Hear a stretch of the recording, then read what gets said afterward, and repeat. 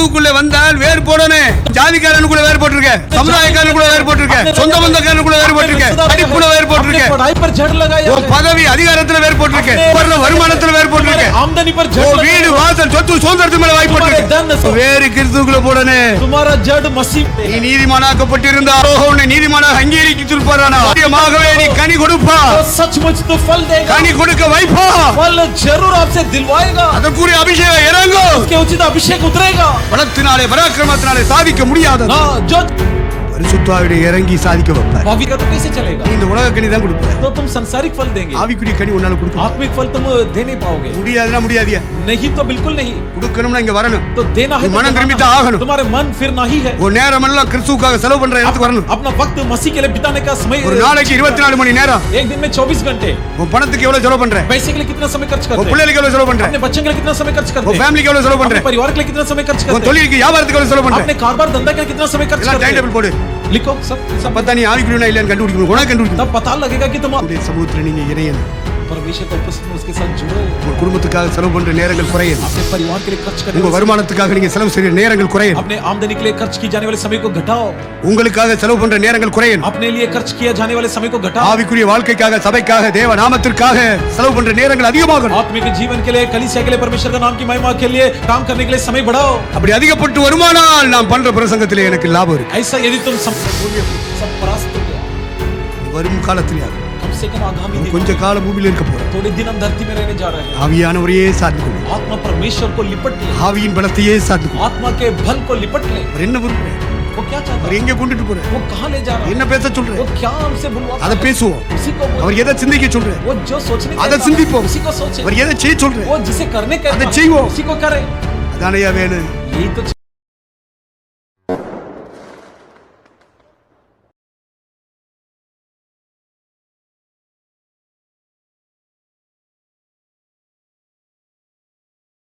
वाणी सुनिए. யோவான் சுவிசேஷம் 15 அதிகாரம் 16 வசனம் வாசி. युगन रचित सुसमाचार की 15 अध्याय का 16 वचन पढ़िए.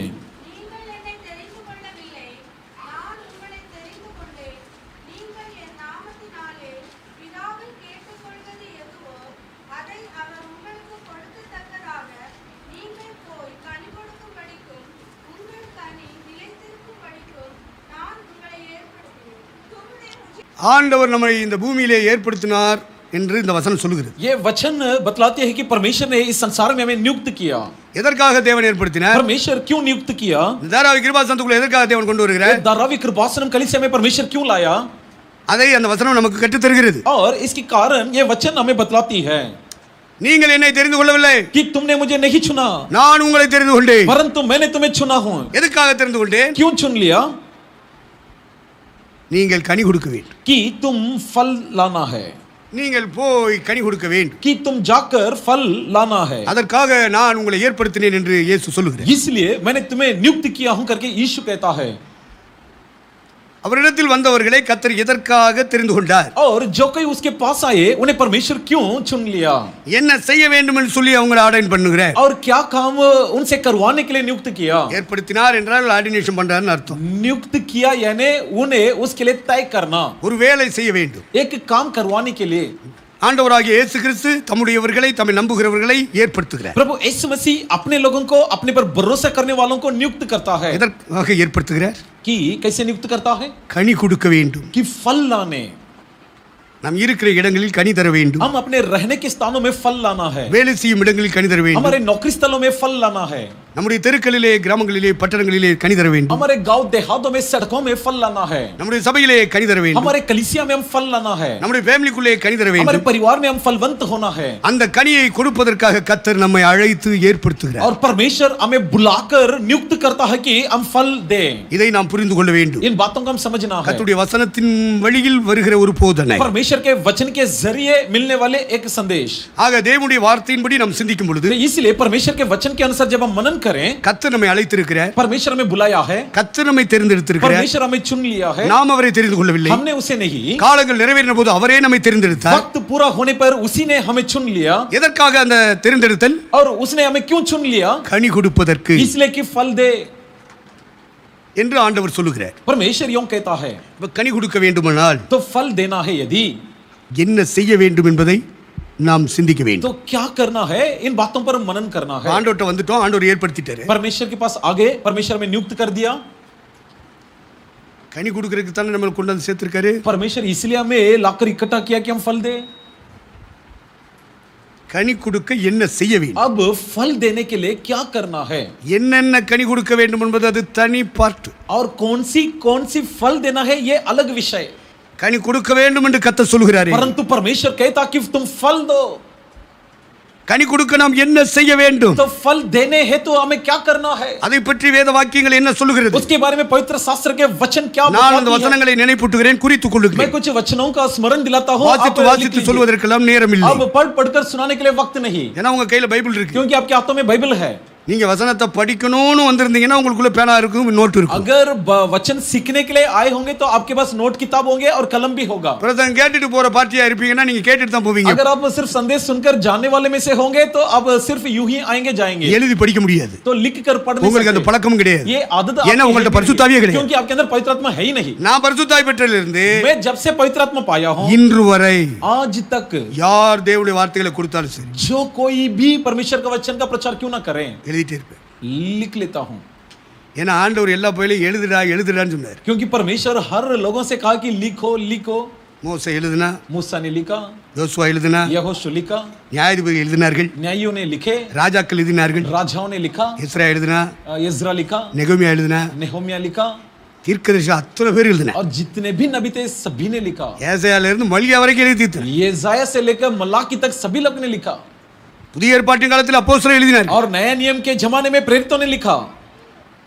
அது கடைசியா செத்தவன் தான் யோவான். उनमें से आखिरी मृत्यु किसका हुआ? यूहन्ना का. யோவான் எழுதினார். यूहन्ना ने भी लिखा. அவன் எழுதினால தான் வெளிப்படுத்தல் விசேஷம் நம்ம கையில் இருக்கு. उसने लिखा जिसके बदौलत प्रकाशित वाक्य हमारे हाथ में है. ஆவியானவர் உன் மேல இருந்தார்னா எழுதி படிப்ப. अगर आत्मा परमेश्वर तेरे अंदर समाये है तो लिखेगा. உனக்கு எழுதவும் தெரியாது படிக்கவும் தெரியாதுன்னு சொன்னா பரிசுத்த ஆவியானவர் உனக்கு எழுதி தருவார். अगर तू कहेगा कि मैं ना पढ़ना जानता हूं ना लिखना जानता हूं तो पवित्र आत्मा तुझे सिखाएगा. உன் மனதுக்குள்ளும் எழுதுவார், இதயத்திற்குள்ளும் எழுதுவார். तेरे मन में भी लिखित करेगा, तेरा हृदय में भी लिखेगा. எபிரேயர் 8 எழுதி இருக்கு, எபிரேயர் 10 எழுதி இருக்கு. और इब्रानियों की 8 में भी लिखा है, 10 में भी लिखा है. வீட்டிலே போய் விரித்து வாசித்து பாருங்க. घर जाकर खोल कर पढ़ लीजिए. ஆவிக்குரியவளா இருந்தா அதை செய்வீர்கள், பூமிக்குரிய கிறிஸ்தவனா இருந்தா செய்ய மாட்டீங்க. यदि आत्मिक वाकई होंगे तो करेंगे, यदि आप धरती के होंगे तो नहीं करेंगे. உனக்கு பணம் முக்கியம், तुम्हें पैसे नहीं, உனக்கு வருமானம் முக்கியம், तुम्हें आमदनी में, உனக்கு குடும்பம் முக்கியம், तुम्हें परिवार में तो है. கர்த்தருடைய வேதம் முக்கியம். व्यवस्था अनिवार्य नहीं, தூக்கி வீசிடுவே. उठाकर फेंक दोगे. வேதம் शास्त्र எங்களுக்கு தெரியாது. வேதம் क्या हम नहीं जानते? शास्त्र. சாஸ் அப்படி உன்னை பேச வைப்பான். शैतान तुम्हारे मुंह से कहलवाएगा. பரிசுத்த ஆவியான பேச விட மாட்டேன். पवित्र आत्मा ऐसे बुलवाने नहीं छोड़ेगा. உட்கார்ந்து ஆண்டவரே இந்த சத்தியங்களை மனசுல எழுதுங்க. बैठकर हे प्रभु इन सच्चाई को हमारे मन में, இந்த வார்த்தைகளை இதயத்தில் எழுதுங்க. इन वचनों को हमारे हृदय में लिखो. ஆதிய மனசுல இதயத்தில் இருந்து என்ன நடத்தட்டும். और वचन मेरे मन में हृदय में होकर मेरी अगुवाई करे. சத்திய ஆவியான வரும்போது சகல சத்தியத்திற்குள் நடத்துவார். जब सत्य आत्मा भीतर आएगा सारे सच्चाइयों में अगुवाई करेगा. உன்னை உன் பொண்டாட்டி நடத்துறா, और तुझे तो तेरी உன் बीवी புருஷன் நடத்துறா, உன் பிள்ளை நடத்துது, உன் அண்ணன் தம்பி மாதிரி நடத்துறா, உன் ஜாதி நடத்துறா. செத்தடி பரல வருவ. तो तुम मरने पर कहां से स्वर्ग जाएगा? எப்படி வருவ? कैसे आएगा? யாருமே நடத்துற, ஒண்ணே நீயே நடத்துற. यदि कोई नहीं अगुवाई करते तो तुम अपने आप की अगुवाई करते हो. அதுக்கு பேர்ல வேதத்துல சுயம்னு எழுதி இருக்கு. और इसका नाम बाइबल में लिखा है कि இயேசு சொல்லுகிறார், நான் சுயமாய் ஒன்றையும் செய்யாமல். और यीशु कहता है कि मैं अपने आप कुछ नहीं करता, எனக்கு மேல உள்ளவர் என்ன சொல்லி தர்றாரோ, परंतु मेरा अध्यक्ष எனக்கு மேல உள்ளவர் என்ன போதிக்கிறாரோ, मेरे ऊपर वाले जो அவர் என்ன காண்பிக்கிறாரோ, जो कुछ मुझे दिखा அதை தவிர குமாரன் தாமாய் சுயமாய் ஒன்றையும் செய்வதில்லை. उसी के सिवाय पुत्र अपने आप अपने स्वार्थ में कुछ नहीं करता. உன்னை இந்த பூமியில் நடத்துறது யாரு? तुझे इस धरती में कौन अगुवाई करता है? சும்மா ஏசேன்னு சொல்லு, பொய். अगर यीशु बोलेंगे அதெல்லாம் பிராடு. दरअसल झूठ है. அதை சொல்ல வைக்கிறது கிடையாது, மனம் திரும்புதல் கிடையாது. ना कोई समझ है ना कोई सूझबूझ है. வரலோ வரணும்னா கேளு, கீழ்ப்படி. अगर स्वर्ग आना है तो सुनो, आज्ञा मानो, இல்லையா என்னத்தையா சொல்லிட்டு போயிட்டே இரு. नहीं तो कुछ ना कुछ बक कर चले जाओ. பரலோகம் போதுக்காக தான் நாங்க பிரசங்கம் பண்ணி स्वर्ग जाने वालों के लिए ही हम प्रचार करते हैं. எங்களை தகுதிப்படுத்துறோம், உங்களையும் தகுதிப்படுத்துறோம். हम अपने आप को भी योग्य बनाते हैं, आपको भी योग्य बनाते ஊழியக்காரன் தாங்களே தகுதி இல்லை, சும்மா பிரசங்கம் பண்ணி சம்பாதிக்கிறதுக்காகவே ஜெபம் हैं. நடத்துறாங்க. कुछ सेवक கண்டுபிடிக்க எங்களுக்கு தான் தெரியும், எங்க கண்கள் தான் தந்திருக்கு, உங்க கண்கள்லாம் குருடா இருக்கு. और उन्हें परखना, उनकी जांच पड़ताल करना हम ही जानते हैं, क्योंकि आप नहीं जानते, आपका क्योंकि अंधे हैं. ஒண்ணு முழு வேதம் அறிஞ்சிருக்கணும் நீ, या तो पूर्ण रूप से शास्त्र को இல்லைன்னா जानो, பரிசுத்த ஆவியானவர் உன்னை நடத்திட்டு या இருக்கார். पवित्र आत्मा की अगुवाई இது करना. ரெண்டு இல்லைன்னா மத்தவங்களை கண்டுபிடிக்க முடியாது, நீ கூட குருடியா தான் ये இருப்ப. दोनों नहीं तो दूसरों को आप ना तो परख सकते ना उनकी पड़ताल कर सकते. நான் 45 ஆண்டுகள் வாழ்க்கையின் எல்லையில் நின்று பேசுகிறேன். और 45 वर्ष के जीवन की सिरे में होकर मैं कहता हूं, இப்ப நேத்து வந்த கிறிஸ்தவன் இல்ல, मैं कल का ईसाई नहीं हूँ, 10 வருஷ கிறிஸ்தவன் இல்ல, 10 साल का ईसाई 20 வருஷ கிறிஸ்தவன் இல்ல, 20 साल का ईसाई 30 வருஷ கிறிஸ்தவன் 30 இல்ல, साल का ईसाई नहीं हूँ, 40-45 வருஷத்துல நின்னுட்டு இருக்கேன். 40-45 वर्ष में खड़ा हूँ 45 வருஷம் வேதாகமத்துக்குள்ள புகுந்து நீஞ்சி எடுத்து வந்திருக்கேன். और 45 वर्ष व्यवस्था में पवित्र शास्त्र में भीतर घुसकर तैर कर आ चुका हूं। சபைகளுக்குள்ள நுழைஞ்சு பார்த்துட்டு வந்திருக்கேன். कलीसियाओं के बीच में जाकर घुसकर आ चुका हूं। ஆயிரக்கணக்கான ஊழியக்காரங்களோட போய் உலாவி வந்திருக்கேன். हजारों संख्या के सेवकों के बीच में जाकर आ चुका हूं। எல்லா இடத்துலயும் ஆண்டவர் கற்றுக் கொடுத்திருக்கார். हर जगह पर परमेश्वर ने सिखाया है மூல அறிவுல பேசல, और अपने ज्ञान में बुद्धि में नहीं कह रहा हूं, வாழ்க்கையின் அனுபவங்களோட பேசிட்டு இருக்கேன். बल्कि जीवन के अनुभव के जरिए बोल रहा हूं।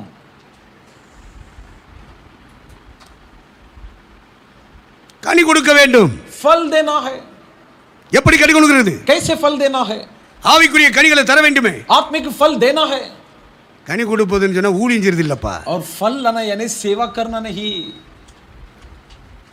ஜீவிக்கிறதுப்பா. यानी जीवन बिताना। இயேசுநாதருடைய வாயிலிருந்து புறப்பட்ட வார்த்தைகளும் यीशु मसीह के मुंह से निकलने वाले शब्द இயேசுநாதர் வாழ்ந்து காண்பித்த அந்த வாழ்க்கையாகிய ஜீவியமும் और यीशु मसीह का जीवन चरित्र का तरीका या आदर्श ஒரு மனிதனுக்கு एक मनुष्य के लिए விதைன்னு போட்டு சொல்லியிருக்கு. कहा जाता है कि एक व्यक्ति के लिए भी है। 2 ராஜாக்கள் 19:30 வாசிங்க. दूसरा राजाओं का 19:30 पढ़िए।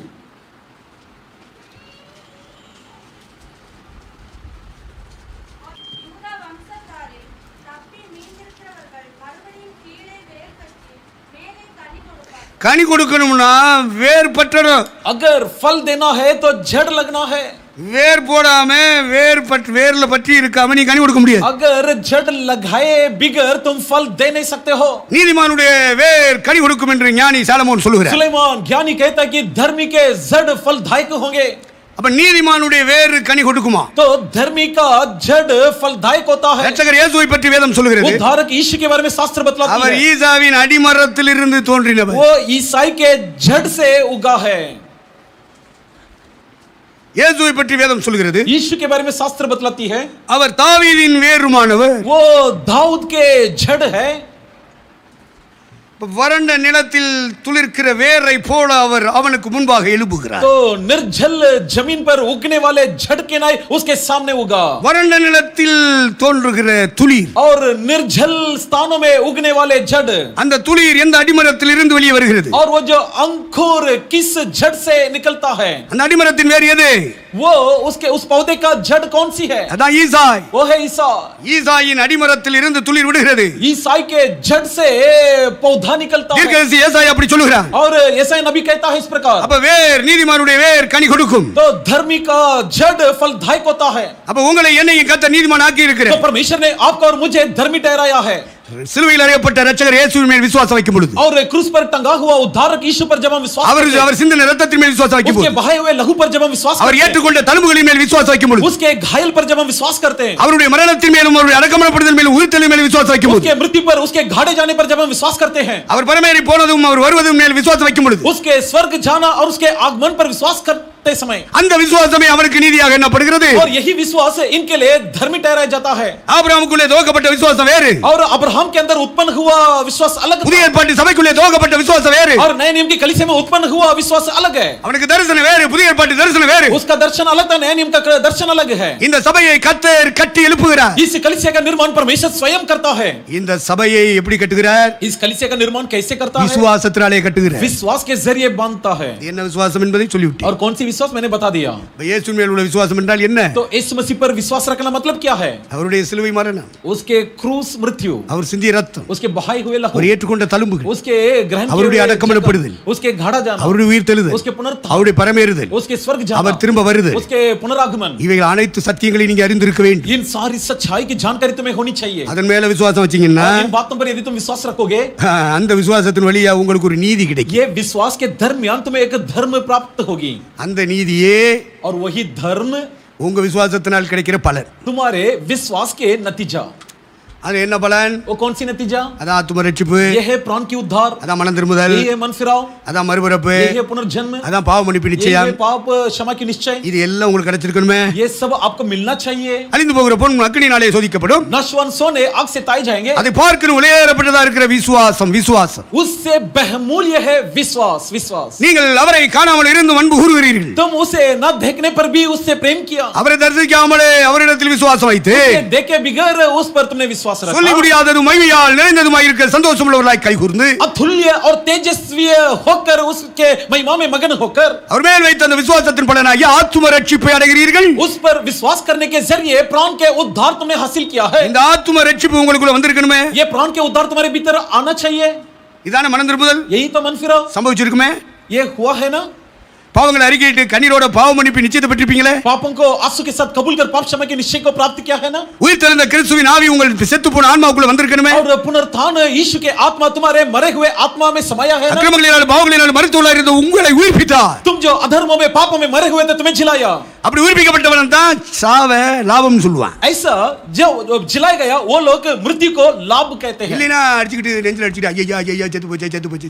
नहीं तो छाती पीट पीट कर हाय हाय मर गया मर गया मर गया. ஆர்ச்சிக்காரன் செய்யட்டும், ஜீன் சன்னக்காரன் வரட்டும், இஸ்லாமியன் செய்யட்டும், யூதன் செய்யட்டும், நீ செய்யக்கூடாது. आरसी वाले को करने दो, सीएनए वाले को करने दो. ஒரிஜினல் கிறிஸ்தவன் செய்ய மாட்டான். लेकिन असली ईसाई नहीं करेगा. ஏன்னா அவன் தேவனுக்கு பிறந்தவன். क्योंकि वो परमेश्वर का जन्माया है. தேவன் என்னென்னைக்கு மலியாதவன். परमेश्वर अमर है. உயிர்த்தெழுந்த கிறிஸ்துவின் ஆவி ஆன்மாவுக்குள்ள வந்திருக்குமானா और पुनरुत्थित यीशु के आत्मा अगर तुम्हारे प्राण में समाया हो, அந்த கிறிஸ்து எனக்கு ஜீவன், சாவுனு வருமானம் எனக்கு லாபம். ये मसीह मेरा जीवन है. अगर मृत्यु आ जाए तो मेरे लिए लाभदायक है. இந்த ஆவிக்குரியவன் ऐसा जो कहता है वो आत्मिक है. அப்படிப்பட்டவனை பார்க்க முடியுதா? ऐसे व्यक्ति को क्या देखने को அவன்கிட்ட मिलता கொஞ்ச है? நேரம் பேசி பாருங்க. ऐसा लोगों से जाकर बात எல்லாம் करेंगे. அவிசுவாசமா பேசுறான். सब अविश्वास की உலகத்தாம பேசுற மாதிரி பேசுறான். सब दुनियादारी बातें करते हैं. பேர் கிறிஸ்தவன் பேசுற மாதிரி பேசுறான். नामी ईसाई के बयान देते ஒரு हैं. ஆவிக்குரிய கிறிஸ்தவன் விசுவாசி பேசுற மாதிரி இல்லையே வார்த்தை. एक आत्मिक ईसाई विश्वासी के नहीं, उनके शब्द नहीं ஒரு होता 10 है. நிமிஷம் அவன்கிட்ட உட்கார்ந்து செலவு பண்ணி பார்த்தா அவன் முழுக்க முழுக்க உலகத்தான விட கேடு கட்டவன். एक 10 मिनट उनके साथ बैठकर आप चर्चा कीजिए, मालूम पड़ेगा दुनियादारों से भी बदतर है. 45 வருஷம் இப்படி பார்த்து பேசிட்டு தான் நான் உங்கள்ட்ட பேசுறேன். 45 वर्षों से इस तरह तमाम நான் लोगों से நேத்து मिला வந்த हूं. கிறிஸ்தவன் இல்லையா? मैं कल का தேவனுக்கு மகிமை உண்டாகும். परमेश्वर को महिमा मिले.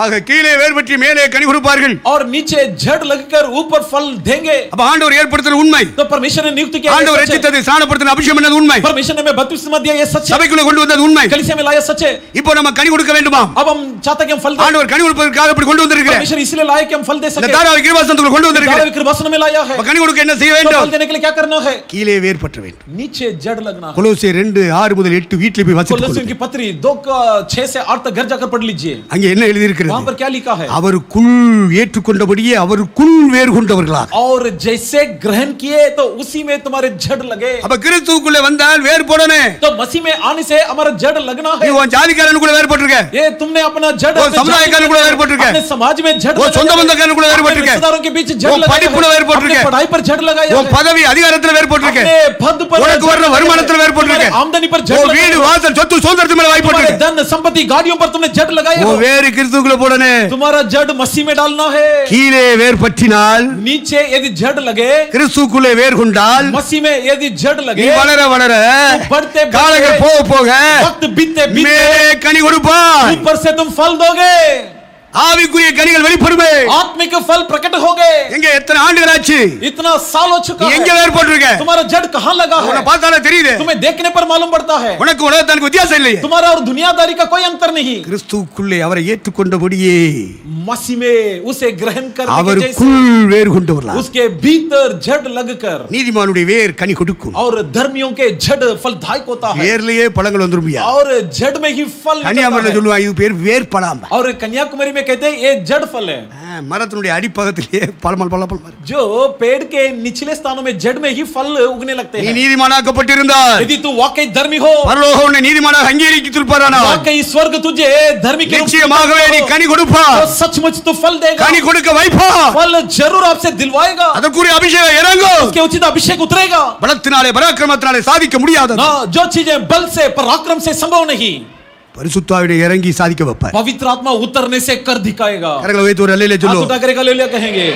நம்மால முடியாதியா. हमसे तो संभव नहीं. எவ்வளவு காலங்களானாலும் நம்மால முடியாது. और कितने वर्ष भी क्यों न हो जाए, हमसे संभव ஆனால் नहीं. பரலோகம் திறந்து பரிசுத்தாவி இறங்கிட்டார். परंतु अगर स्वर्ग खोलकर पवित्र आत्मा समा गया, நம்முடைய பலத்துக்கு மிஞ்சின பலம் हमारे ताकत से बढ़कर ताकत, பரிசுத்தாவி வரும்போது நீங்க பலம் அடைவீர்கள். और जब पवित्र आत्मा आएगा तब तुम बलवंत होंगे. கர்த்தர் பலப்படுத்துவார். परमेश्वर मजबूत कराएगा. நம்ம பலத்தினால முடியாது. हमारे ताकत से संभव नहीं. நம்ம எவ்வளவு காலம் முயற்சித்து பார்த்தோமே. हम कितने सालों से प्रयत्न किया. எல்லாம் ஃபெயிலியர்.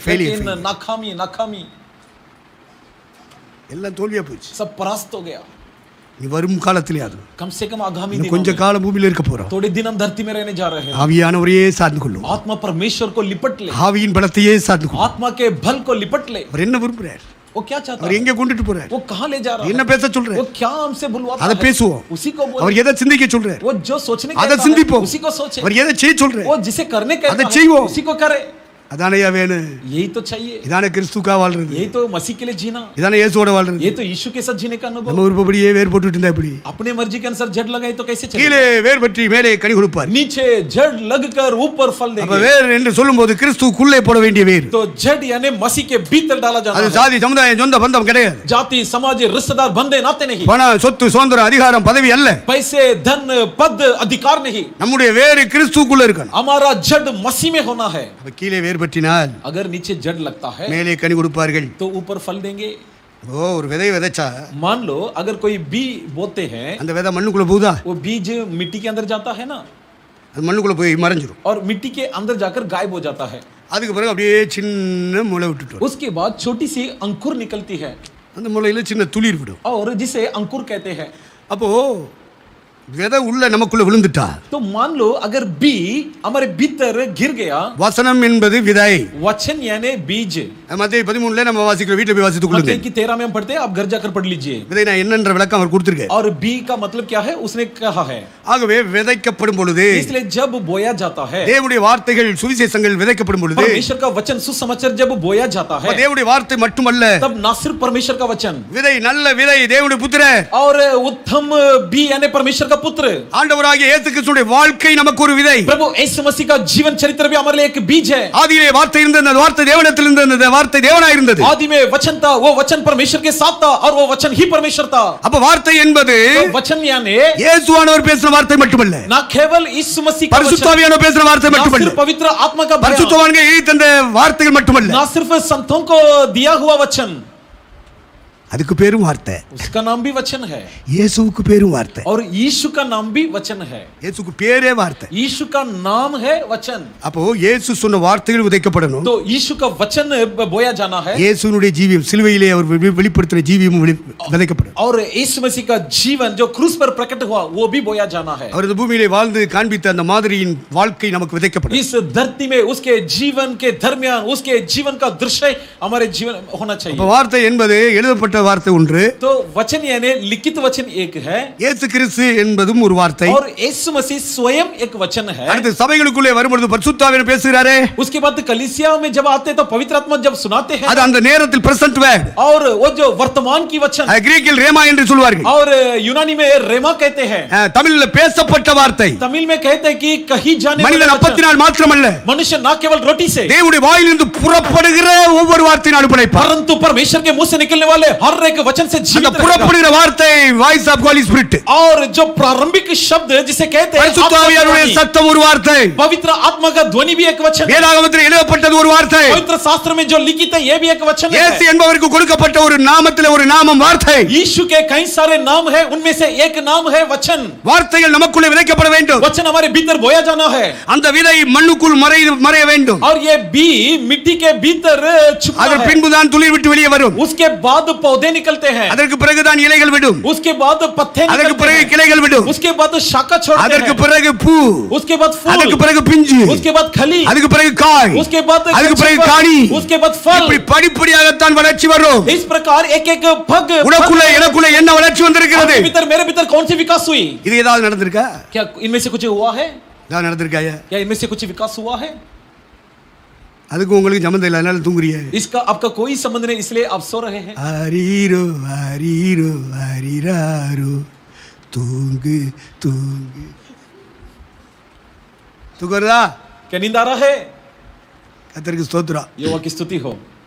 ஆகவே கனி கொடுங்கள் என்று கர்த்தர் ஏற்படுத்தினார். इसलिए परमेश्वर ने नियुक्त किया, इसलिए कि நம்ம இந்த இடத்துல கூட்டி சேர்த்திருக்கிறார். हमें स्थान पर एकत्रित किया है, நாம் கனி கொடுக்க வேண்டும். हम जरूर फल देना है. மூன்றாவது, தேவனுடைய வார்த்தைகள் நமக்குள்ளே விழுந்து மறுபிறப்பை உண்டாக்கி इसलिए सबसे पहले परमेश्वर का वचन हमारे भीतर पढ़ने அழிவுள்ள வித்தினாலே அல்ல, एक अविनाशी என்னென்றைக்கு நிலை நிற்கிறதும் परंतु सदा सर्वदा ஜீவனுள்ளதுமான और जीवित रहने वाले அழிவில்லாத வித்தினாலே மறுபடியும் ஜனிப்பிக்கப்பட்டிருக்கிறீர்களே. इसलिए एक अविनाशी बीज से तुम दोबारा उत्पन्न किए गए हो. தேவனுடைய விதைகள் வார்த்தைகள் விதைக்கப்படுகிறது. तो परमेश्वर का वचन नाम के बीज बोया जाता है. இந்த வார்த்தை மண்ணுக்குள்ளே போய் எப்படி முளைத்து எழும்புகிறதோ அதுபோல நம்முடைய இருதயத்துக்குள்ள போய் முளைக்கும். जिस प्रकार ये बीज मिट्टी के भीतर जाकर अंकुर छोड़कर उगता है, वैसे हमारे भीतर அதுதான் மறுஜனனம். उसी को कहते हैं पुनर्जन्म. சத்திய வசனத்தினாலே மறுபடியும் ஜீவிப்பிக்கப்பட்டிருக்கிறீர்களே யாக்கோபு எழுதுகிறார். याकूब ने इस प्रकार लिखता है कि सत्य वचन के द्वारा तुम्हारा पुनर्जन्म हुआ है. யோவான் 3ஆம் அதிகாரத்திலே மறுபிறப்பை பற்றி பேசுகிறார். यूहन्ना के 3 अध्याय में पुनर्जन्म के विषय पर लिखा है. ஜலப்பிறப்பை பற்றி பேசுகிறார். और ஆவியின் பிறப்பை பற்றி பேசுகிறார். आत्मिक जन्म के बारे में. அதுதான் ஆவியின் பிறப்பு, மறுபடி பிறந்தது. और आत्मिक जन्म को ही पुनर्जन्म कहते हैं. இதெல்லாம் ஒண்ணு இல்லாம ஞானசானம் எடுத்துட்டு உள்ள வந்து உட்கார்ந்தா इनमें से कुछ भी रहे बिगर सिर्फ बपतिस्मा लेकर भीतर आकर बैठने पर அந்த ஜாதக பூரா அப்படித்தானே இருக்கும். तो कलीसिया की दशा क्या होगी? என்னத்த உயிரை கொடுத்து கத்துறாரு அப்படித்தான் இருக்கு. कितना भी जान देकर चिल्लाऊं तो यूं ही रहेगा. அதுகளுக்கு சந்தோஷமா மாம்சத்துல சந்தோஷமா இருக்கிற மாதிரி வசனங்கள் வந்துச்சுன்னா கை கத்திட்டாங்க. अगर शारीरिक में इन्हें उन्हें भाव करने के वचन देंगे तो वे उत्साहित हो जाएंगे. ஆவிக்குரிய சந்தோஷம்னா என்னன்னு தெரியாது. आत्मिक खुशी मगन यानी बिल्कुल नहीं है. ஆவி மறுபடி பிறக்கலையே. क्योंकि आत्मा का पुनर्जन्म नहीं हुआ. பிறந்திருந்தாலும் அவனுக்கு சந்தோஷம் இருக்கும். अगर पुनर्जन्म हुआ तो उसके अंदर खुशी आएगी. சொல்லி முடியாததும் மகிமையால் நிறைந்ததுமாய் இருக்கிற சந்தோஷம் உள்ளவர்களாய் களி கூர்ந்து கொண்டிருப்பார். अपार और तेजस्वी महिमा प्राप्त कर वे महिमा में मगन होंगे. அந்த களி கூறுதல் இல்லையே. ये प्रफुल्लित होने का अनुभव नहीं है. கல்லறைக்கு முன்னாடி நின்று லாசரு வெளியே போறதுக்கு முன்னாடி களி கூர்ந்தார் என்று எழுதி இருக்கு. और लिखा है कब्रिस्तान में जाकर लाजर को जिलाने से पहले वो मग्न हुआ. அவ்வளவு பெரிய சந்தோஷம் இருக்கு. इतनी बड़ी खुशी. ஏன் மரியாளுக்கு மார்த்தாளுக்குள்ள விசுவாசத்தை உயிர்ப்பிப்பதற்காக லாசரு வெளியே கொண்டு வர போகிறார். और मरियम मार्था के अंदर के आत्मा को जिलाने के लिए अब लाजर को जिलाने जा रहा था. தன்னோடு ஊழியம் செய்கிற ஊழியர்களுடைய தவறான எண்ணங்களை மாற்றுவதற்காக அவர் களி கூற போகிறார். अपने साथ सेवा करने वाले सेवकों को प्रफुल्लित करने के लिए उसने मग्न नहीं हुआ. செத்தவனை உயிரோட எழுப்பி சாட்சியை நிறுத்த போறதாலே களி கூறுகிறார். और मरे हुए व्यक्ति को खड़ा करके उसे गवाह बनाने के कारण அவர் ஆவியிலே களி கூர்ந்து उसके आत्मा में मग्न होकर கர்த்தருடைய வசனம் வரும்போது நமக்குள்ள ஒரு களி கூறுதல் வரும். तो परमेश्वर का वचन आते ही हमारे अंदर एक मग्न. ஆண்டவரே எச்சரிக்கிறீரே. हे प्रभु आप चिता रहे हैं. ஆண்டவரே கண்டிக்கிறீரே. हे प्रभु आप डांट रहे हैं. ஆண்டவரே வலதுபுறம் இடதுபுறம் சாயக்கூடாதுன்னு சொல்லி எவ்வளவு கருத்தா இருக்கிறீர். हे प्रभु आप क्या ही ध्यानपूर्वक சோத்ரம் சோத்ரோன்னு சொல்லுவியப்பா. हे पिता स्तुति स्तुति कहना चाहिए. இது ஒண்ணும் வரலையே. लेकिन कुछ भी नहीं निकल रहा है. சிலர் தூங்குகிறீர்கள், कुछ सो रहे, சிலர் மனசுக்குள்ளே எதிர்க்கிறீர்கள், कुछ मन में विरोध करते हैं. மனதிலே சத்துருக்கள் என்று ரோமர் 8 எழுதி. और रोमियो की 8 में लिखा है कि ये लोग मन में शत्रु है. மனதுல நீங்க சத்துருக்களா மாறிட்டே இருக்க. और मन में तुम शत्रु बन रहे हैं. எப்படா விடுவாங்க வெளிய போடலாம் அப்படினு சொல்லி உட்கார்ந்துட்டு இருக்க. और ये सोचकर भी कुछ बैठे कि कब खत्म करेंगे कि हम उठकर बाहर भागे. கர்த்தர் என்ன நேசிக்கிறாரு, பேசுறாரு, கண்டிக்கிறாரு, திருத்துறாரு சொல்லி நீ எடுக்க போற. परमेश्वर मुझसे प्रेम करता, मुझसे स्नेह करता, इसलिए मुझे सुधारने का कोशिश करता, ये सोचकर थोड़ी आप बैठे. எல்லாம் வாய்ப்பில்லை ராஜா. नहीं, संभावना नहीं. எங்களுக்கு மக்க கவலை மனக்கவலையில் இருக்கும். हम तो प्रजा புள்ள கவலை பெருங்கவலையில் இருக்கும். बच्चों के प्रति क्लेश में है. ஹுயிந்தா ஹுயிந்தான்னு அல்லேலியா அல்லேலியான்னு சொல்லிட்டு இருக்கோம். हालेलुया हालेलुया करके कह रहे हैं. என்ன செய்ய? क्या करें? நான் ஒரு 2 மணி நேரம் உங்கள்ட்ட கத்திட்டு போயிடுவேன். मैं दो घंटे तक आपके सामने चिल्लाकर निकल जाऊंगा. அவ்வளோதான். ஐயா வந்து அப்படி கத்துவாரு, அதோட விட்டுட்டு போவார். तो आप क्या सोच लिया मन में? अय्या आएंगे तो ऐसे चिल्लाएंगे फिर चले जाएंगे. இறைவனுடைய சமூகத்தில் நீங்க இணையணும். परमेश्वर का उपस्थिति में उसके साथ जुड़ो. உங்கள் குடும்பத்துக்காக செலவு பண்ற நேரங்கள் குறையணும். अपने परिवार के लिए खर्च करने உங்க வருமானத்துக்காக நீங்க செலவு செய்யற நேரங்கள் குறையணும். अपने आमदनी के लिए खर्च की जाने वाले समय को घटाओ. உங்களுக்காக செலவு பண்ற நேரங்கள் குறையணும். अपने लिए खर्च किया जाने वाले समय को घटाओ. ஆவிக்குரிய வாழ்க்கைக்காக, சபைக்காக, தேவ நாமத்திற்காக செலவு பண்ற நேரங்கள் அதிகமாகணும். आत्मिक जीवन के लिए, कलीसिया के लिए, परमेश्वर का नाम की महिमा के लिए काम करने के लिए समय बढ़ाओ. அப்படி அதிகப்பட்டு வருமானால் நாம் பண்ற பிரசங்கத்திலே எனக்கு லாபம் இருக்கு. ऐसा यदि तुम समय बढ़ाओगे तो मेरा इस संदेश में लाभ है. नहीं तो सब व्यर्थ. சில விதை கற்பாறைகள் மேல் விழுந்தது. और कुछ भी पत्थरों में गिरे. சில விதை முள்ளுகளுக்குள்ளே விழுந்தது. और कुछ भी कांटों में गिरा. சில விதை ரோட்ல விழுந்துச்சு. और कुछ भी सड़कों पर गिरा. வழியின் மேல் விழுந்ததுன்னு சொன்னா ரோட்டின் மேல விழுந்துச்சுன்னு அர்த்தம். और रास्ते पर गिरा यानी सड़क पर गिरा. இந்த மாதிரி இருதயங்களையும் மனசையும் வச்சுக்கிட்டு கேட்டா பிரசங்கம் கேட்டா எப்படியா வாழ்க்கையில விளங்கும்? ऐसा मन ऐसा सोच रखते हुए संदेश सुनेंगे तो विकास அந்த होना அந்த नामुमकिन है. விதையின் அந்த வசனத்தின் பலன் எப்படி வாழ்க்கையில் வெளிப்படும்? तो ये बी और वो बी का प्रतिफल जीवन में कहां से प्रकट होगा? நல்ல நிலத்தில் விழுகிறோம்ல, उत्तम जमीन पर गिरना நம்ம है। இருதயம் மனமும் நல்ல நிலமா, आपका मन हृदय अच्छा है அப்ப அந்த வசனங்கள் விழுந்து முளைச்சு பலன் தரணுமானா, तो वचन गिरना है, प्रतिफल लाना है। அப்படி நல்ல நிலத்தில் விழுந்தாலுமே 1 30 1 60 1 100ங்க. तो मान लो अच्छा जमीन में गिर गया, बावजूद 1 30 1 60 1 100 गुना प्रतिफल। அதையும் 3 பிரிவா பிரிச்சு இயேசுனா சொல்றாரு. उसी को भी 3 हिस्सों में बांटकर यीशु कहता है। அப்ப வழியறிய விதைக்க கூடாது, तो सड़क पर ना बोना है, முள்ளுகளுக்குள்ள விதைக்க கூடாது, कांटों में ना बोना है, கற்பாறையில விதைக்க கூடாது. पत्थरों के बीच ना बोना है। இதெல்லாம் என்ன உன் இருதயத்தை சொல்லி இருக்கு. ये सब किसे दर्शाता है? आपका हृदय को ரோடு दर्शाता है। மாதிரி உன் மனசு இருதயம் இருந்தா எப்படி? अगर सड़क जैसा आपका हृदय होगा तो कैसे चलेगा? காலையில 90 ஃபீட் ரோடு போனோம்னா, सुबह अगर हम 90 फीट रोड में जाएंगे, அது காலையில போகும்போது நாயை பிடிச்சிட்டு போறான். सुबह सुबह आप जाइए तो कुत्ते को ले அப்ப அந்த चलते ரோட்டு हैं। மேல நாய் போகுது, तो सड़क पर कुत्ता चलता है, பண்ணி போகுது, सुअर चलता है பே பிடிச்சோ போறா, और बुत से पीड़ित चलते हैं। வேசி போறா, விபச்சாரி போறா, वैश्य जाती है, व्यभिचार गमन करने वाले जाते हैं, குடியாரம் போறா, शराबी चलता है, சண்டை போடுறேன் போறா, झगड़ालू चलता है, ஊருக்கும் நாட்டுக்கும் வேண்டாதவெல்லாம் போயிட்டு இருக்கான். और ऐसा निकमा लोग सब चलते அவன் हैं। போறதாய பாதை. और वो जो चलता है அது उसको மாதிரி कैसे உன் चलता है? இருதயமும் என் இருதயம் இருந்தா என்னன்னு விளங்கு. उस सड़क के नहीं आपका हृदय मेरा हृदय होना नहीं चाहिए। முள்ளுகளுக்குள்ள விதைக்க கூடாது. कांटों के बीच ना बोए। முள்ளு என்ன சொன்னாரு? कांटों का मतलब क्या है? கவலை. चिंता। மக்கா கவலை இருக்கா? क्या बच्चे के प्रति चिंता है? ஆம்பளை பையன் மேல கவலை இருக்கியா? பொம்பளை பிள்ளை மேல கவலை இருக்கியா? क्या अपने लड़के के बारे में चिंतित है? क्या अपने लड़की के बारे में चिंतित है? எங்க போனாலும் உன் இருதயத்துக்குள்ள உன் மனசுக்குள்ள இருக்கா? कहां भी जाने पर आपके मन में वो चिंता है ना? மக்கா கவலை, மன கவலை, बच्चे के बारे में चिंता, मन உள்ள की கவலை, चिंता, பெரும் கவலை. बच्चे के बारे में बहुत बड़ी चिंता। இப்படிப்பட்ட கவலை பாரங்களோட உட்கார்ந்து இருக்கும்போது எத்தனை பிரசவம் பண்ணாலும் எடுக்காது. ऐसे चिंता के साथ बैठेंगे तो कितना भी प्रचार क्यों न करे, ग्रहण नहीं होगा। அப்ப உலக கவலைகள் என்று சொல்லப்பட்டு तो लिखा हुआ है संसारिक चिंताएं। அதுக்கு அடுத்து சொல்லியிருக்கு उसके बाद लिखा है ஐஸ்வரியத்தின் மயக்கம். धन की नशा। பணம் சேர்க்கணும், पैसा कमाए, पैसे कमाए, வீடு வாங்கணும், घर खरीदना है, घर खरीदना அந்த है। வீடு போகாது, இன்னொரு வீடு வாங்கணும், एक घर पर्याप्त नहीं और एक घर இந்த டூ खरीदना வீலர் है। போதாது, 4 வீலர் வாங்கணும், हाँ, दो पहिया नहीं 4 पहिया அதை गाड़ी खरीदना வாங்கினாலும் है। அதை டிசைன் டிசைனா வாங்கணும். और खरीदना ही काफी नहीं, वर्षा बल्कि वर्षा डिजाइन पुरुष डिजाइन वांगने, वर्षा और वर्षा। हर एक साल नया नया खरीदना है। வீட்டுக்கு மேல வீடு கட்டணும். घर पर घर बांधना है। அவனுக்கு ஐயோன்னு சொல்லியிருக்கு. लिखा है इनके लिए हाय। உலகத்தில் உள்ள மனுஷன் ये संसारिक लोग हैं, தேவ மனுஷர்கள் தேவனை லாபப்படுத்தணும். परंतु परमेश्वर के लोग परमेश्वर को प्रसन्न करेंगे கிறிஸ்துவை ஆதாயப்படுத்தும்படிக்கு और मसीह को प्राप्त करने के लिए எனக்கு இந்த பூமியிலே கிடைத்தவில் எல்லாவற்றையும் நான் நஷ்டம் என்று விட்டேன், குப்பையுமாக எண்ணுகிறேன். जो कुछ मुझे इस धरती में मिला सब कुछ मैंने ठुकरा दिया, ये कहकर कि ये मेरे लिए नष्ट है और नुकसानदायक है। கிறிஸ்துவுக்குள்ள வேர் போடணும்யா. मसीह में हमारा जड़ लगना है, கீழே வேர் பற்றணும். नीचे जड़ लगना நீ है। இதுல வேர் போட்டுக்கிட்டு இருந்தீங்கன்னா எப்படியா? अगर इन चीजों में तुम्हारे जड़ लगेगा तो कैसे चलेगा? நீ இந்த உலக கனி தான் கொடுப்ப, तो तुम संसारिक फल देंगे, ஆவிக்குரிய கனி உன்னால கொடுக்க आत्मिक फल तुम दे नहीं पाओगे। முடியாதுன்னா முடியாதியா? नहीं तो बिल्कुल नहीं, கொடுக்கணும்னா இங்க வரணும். तो देना है நீ तो மனம் यहाँ திரும்பித்தான் ஆகணும். तुम्हारे मन फिरना ही है। ஒரு நேரம் எல்லாம் கிறிஸ்துவுக்காக செலவு பண்ற இடத்துக்கு வரணும். अपना वक्त मसीह के लिए बिताने का समय, ஒரு நாளைக்கு 24 மணி நேரம் एक दिन में 24 घंटे। உன் பணத்துக்கு எவ்வளவு செலவு பண்ற? पैसे के लिए कितना समय खर्च உன் करते हैं? பிள்ளைகளுக்கு எவ்வளவு செலவு பண்ற? अपने बच्चों के लिए कितना समय खर्च करते உன் हैं? ஃபேமிலிக்கு எவ்வளவு செலவு பண்ற? अपने परिवार के लिए कितना समय खर्च உன் करते हैं? தொழிலுக்கு வியாபாரத்துக்கு எவ்வளவு செலவு பண்ற? अपने कारोबार धंधा के लिए कितना समय खर्च எல்லாம் करते டைம் हैं? டேபிள் போடு.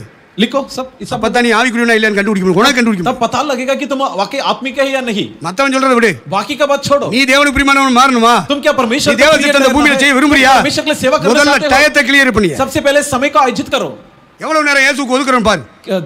देखो कि कितना समय அதை வச்சு நீ பூமிக்கு இருக்கிறவனா ஆவிக்குரிய இருக்கிறவனா நீ நேம் கணக்கு போட்டு. उससे पता आप खुद लगा सकते हैं तुम वाकई आत्मिक ईसाई है या धरती की ईसाई है। கரங்களை உயர்த்தி ஒரு அல்லேலூயா சொல்லுங்க हाथ பாப்பா. उठा कर एक हालेलुया बोलिए।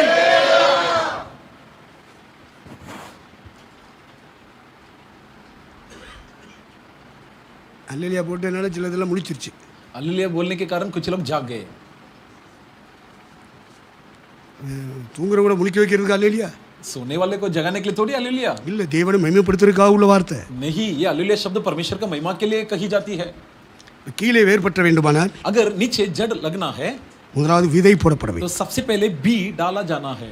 விதை என்றால் ஒன்று ஜீசஸுடைய லைஃப், बीज यानी यीशु मसीह का जीवन, இரண்டாவது அவருடைய வேத வார்த்தை. दूसरा उसके वचन, இந்த விதைகள்ல ஏதாவது ஒரு பகுதி போடப்படாது. ये बीज में से कुछ ना कुछ भाग डाला जाना அப்படி है. விதை போட்ட உடனே மண்ணுக்குள்ள போய் கொஞ்ச நாளைக்கு மறைஞ்சிரும். इस प्रकार बी मिट्टी में डालने पर कुछ அப்புறம் தான் துளிர் வெளியே வரும். उसके बाद अंकुर निकलता है. இது போல ஆவிக்குரிய ஜீவியம் வெளியே வரணும். इस प्रकार आत्मिक जीवन बाहर निकलना है. நமக்குள்ள இருக்கிற ரட்சிப்பு வெளியே வரணும். हमारे भीतर का उद्धार बाहर प्रकट होना है.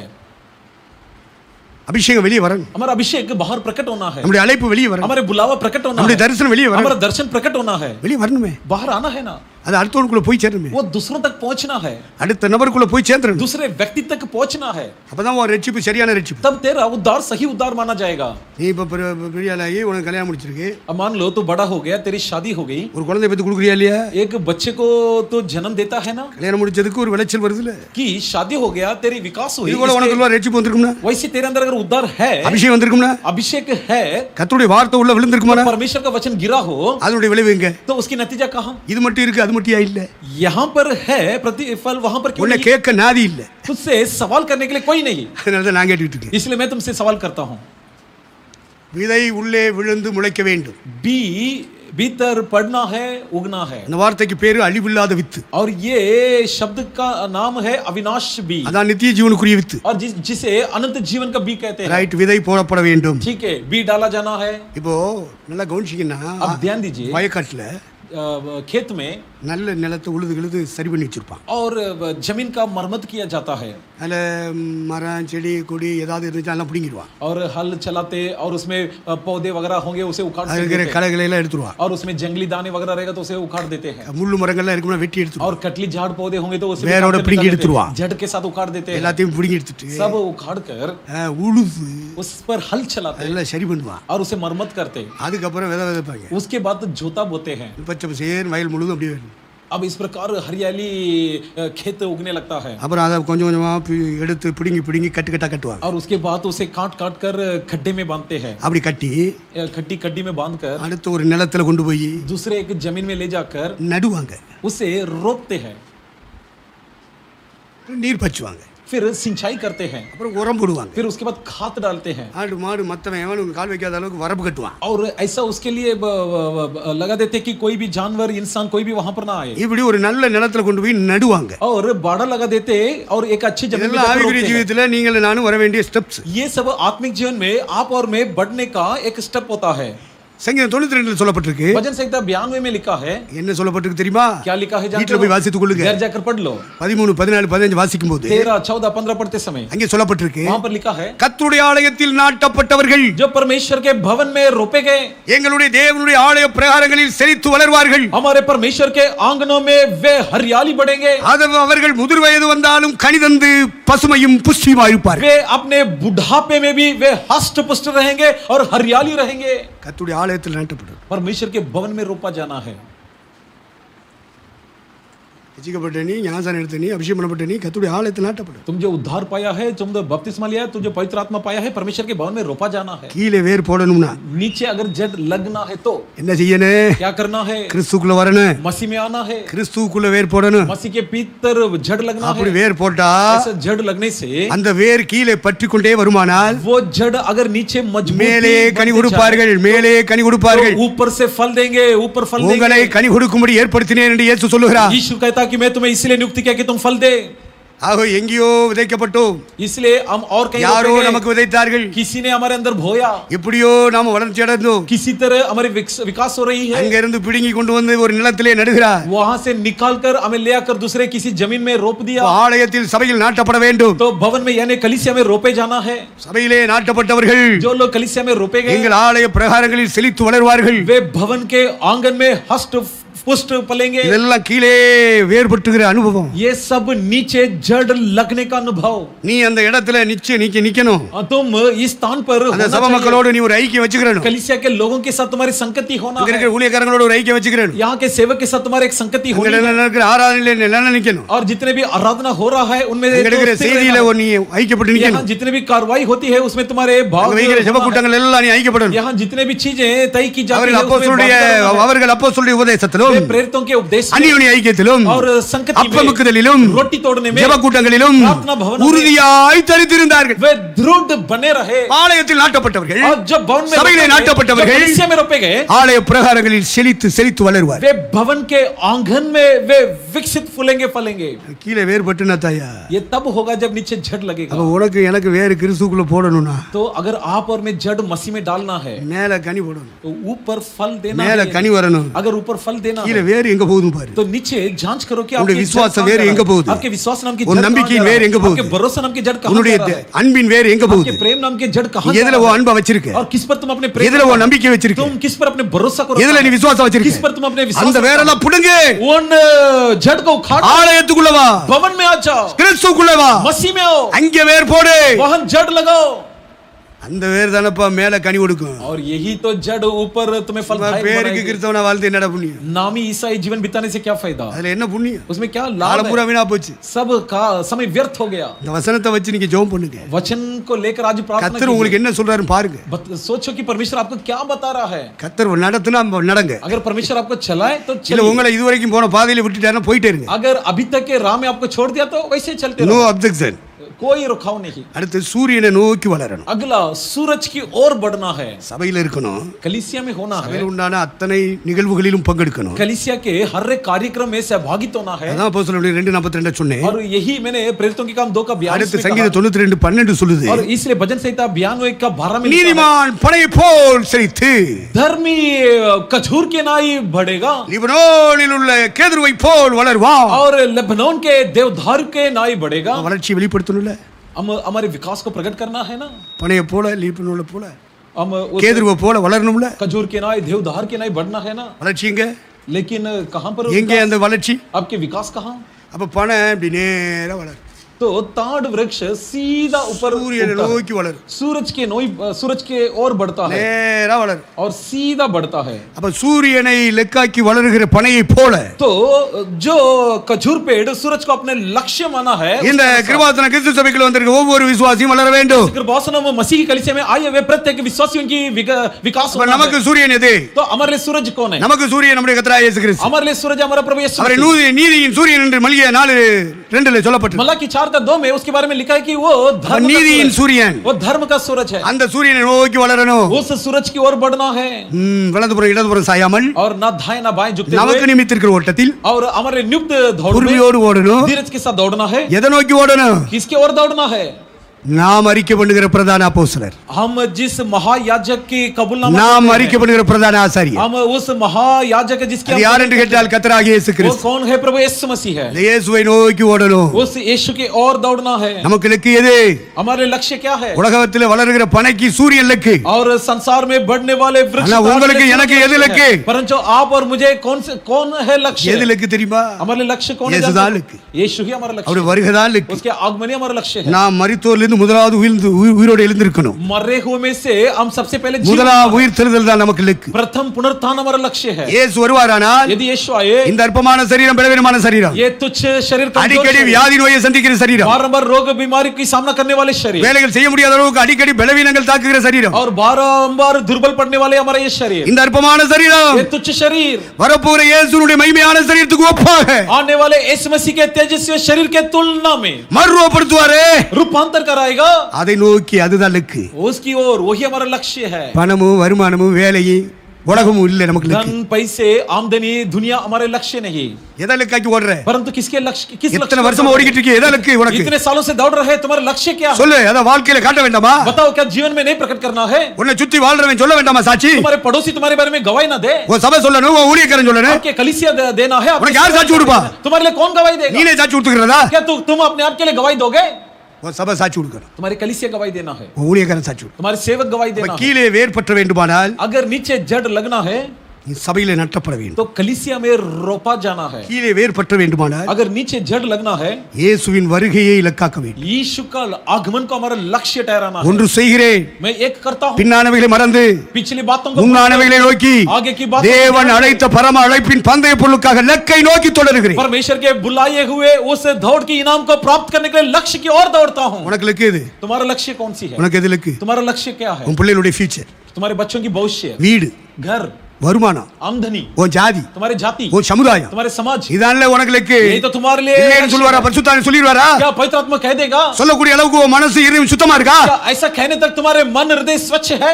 ஞாயிற்றுக்கிழமை வந்து 2 மணி நேரம் தலையை காமிச்சிட்டு போயிட்டு அதுல என்ன கிடைக்க போகுது உனக்கு? रविवार रविवार दर रविवार आकर 2 घंटे तक अपना मुंह दिखाकर जाने से क्या मिलने वाला है? கர்த்தர் பேசுறாரு, எச்சரிக்கிறாரு, உணர்த்துறாருன்னா உணரணுமா இல்லையா? परमेश्वर बोल रहा है, चेता रहा है, महसूस दिला रहा है, तो चिताया அந்த जाना। வண்ணமாகவே போயிட்டு இருந்தீனா लेकिन यूं ही आया यूं ही गया तो வாரத்திலே 2 மணி நேரம் தான் இயேசுக்கு ஒதுக்குற. सप्ताह में 2 घंटा यीशु के लिए तुम देते हो, மத்தெல்லாம் உன் வருமானம் உன் பணத்துக்கும் உன் குடும்பத்துக்கும் தான். बाकी समय अपने परिवार के लिए, अपने पैसे के लिए, धन के பச்சைக்கு लिए, நீ அப்படிதான் வாழ்ந்து காமிக்கிற. और ऐसा ही तुम्हारा जीवन का तरीका அது भी இல்லையே है। நீ மறுக்க முடியுமா? आप क्या मना कर सकते हैं? மனம் திரும்பணுமா இல்லையா? मन फिरना है या नहीं? இப்ப இயேசுக்கா வாழ்றா என்னன்னு தான் சொல்லி தந்துட்டு. तो यीशु के लिए जीने का अर्थ क्या है मैं आपको समझा रहा हूँ। வேணும்னா எடுத்துக்க, चाहिए तो ले लो, வேணாம்னா போயிட்டு இரு. अगर नहीं चाहिए तो निकल जाओ। இதெல்லாம் கடினமான உபதேசம், இது யாரு கை கொள்ள முடியும்? ये कठिन उपदेश से कौन इसे ग्रहण करेगा? அதோட ஒரு 70 பேர் இயேசு விட்டு போயிட்டா. उसके साथ 70 दिन यीशु को छोड़कर निकल गए। நீ சபையை விட்டுட்டு போ. तुम कलीसिया छोड़कर निकल जाओ। கீழே வேர் பற்றி नीचे जड़ लगकर சபைக்குள்ளே நீ நிலைத்திருந்து कलीसिया में तुम स्थिर रहते हुए நீ மேலே கனி கொடுக்க வேண்டும். तुम ऊपर फलदायक बनना है। அப்ப இயேசுவை நோக்கி லக்காக்கி ஓடணும். यीशु को अपना लक्ष्य बनाकर दौड़ना அவர் है। வருகை எதிர்பார்த்து ஓடணும். उसके आगमन को लक्ष्य बनाकर அதுக்கு दौड़ना முன்னாடி है। செத்துட்டீனா உயிரோட எழும்பணும். उसके पहले मर गया तो जी உயிரோட எல்லா பயிலும் எழும்புவா. அது கடைசி உயிர்த்தெழுதல். और सब लोग जी उठेंगे, वो आखिरी पुनरुत्थान। தேவனுடைய திருச்சபை முதலாம் உயிர்த்தெழுதல்ல பங்கெடுக்க लेकिन வேண்டும். परमेश्वर की कलीसिया पहला पुनरुत्थान में भागीदार बनना है। பவுல் என்ன சொல்லுகிறான்? पौलुस क्या कहता है? எப்படி ஆயிலும் किसी भी तरह நான் எவ்வளவு ஊழியம் செஞ்சாலும் ஊழியத்துல பரிசு இல்லையா? मैं कितना भी सेवा करूं, सेवा நான் உலகம் பூரா போய் பயன்பட்டாலும் பரிசு இல்ல. मैं विश्व भर जाकर इस्तेमाल எப்படியாலும் மரித்தோரில் இருந்து உயிரோடு எழுந்திருப்பதற்கு தகுதியாகும். किसी भी तरह मरने के बाद उसके पुनरुत्थान में भागीदार होने அவ்வளவு के பெரிய ஊழியக்காரனுடைய வாஞ்சையை பாரு, தாகத்தை பாரு. इतना महान सेवक का प्यास को देखिए, उसकी चाहत को देखिए। உயிர்த்தெழுதல்ல பல வருஷம் இருக்குது. முதலாம் உயிர்த்தெழுதல் பங்கெடுக்கணும். पुनरुत्थान में कई तरह के हैं, उसमें प्रथम पुनरुत्थान। முதலாம் உயிர்த்தெழுதலுக்கு பங்குள்ளவன் பரிசுத்தவானும் பாக்கியவானுமா இருக்கிறான். धन्य है वे जो पहला पुनरुत्थान में भागीदार बनता है, क्योंकि वो पवित्र है।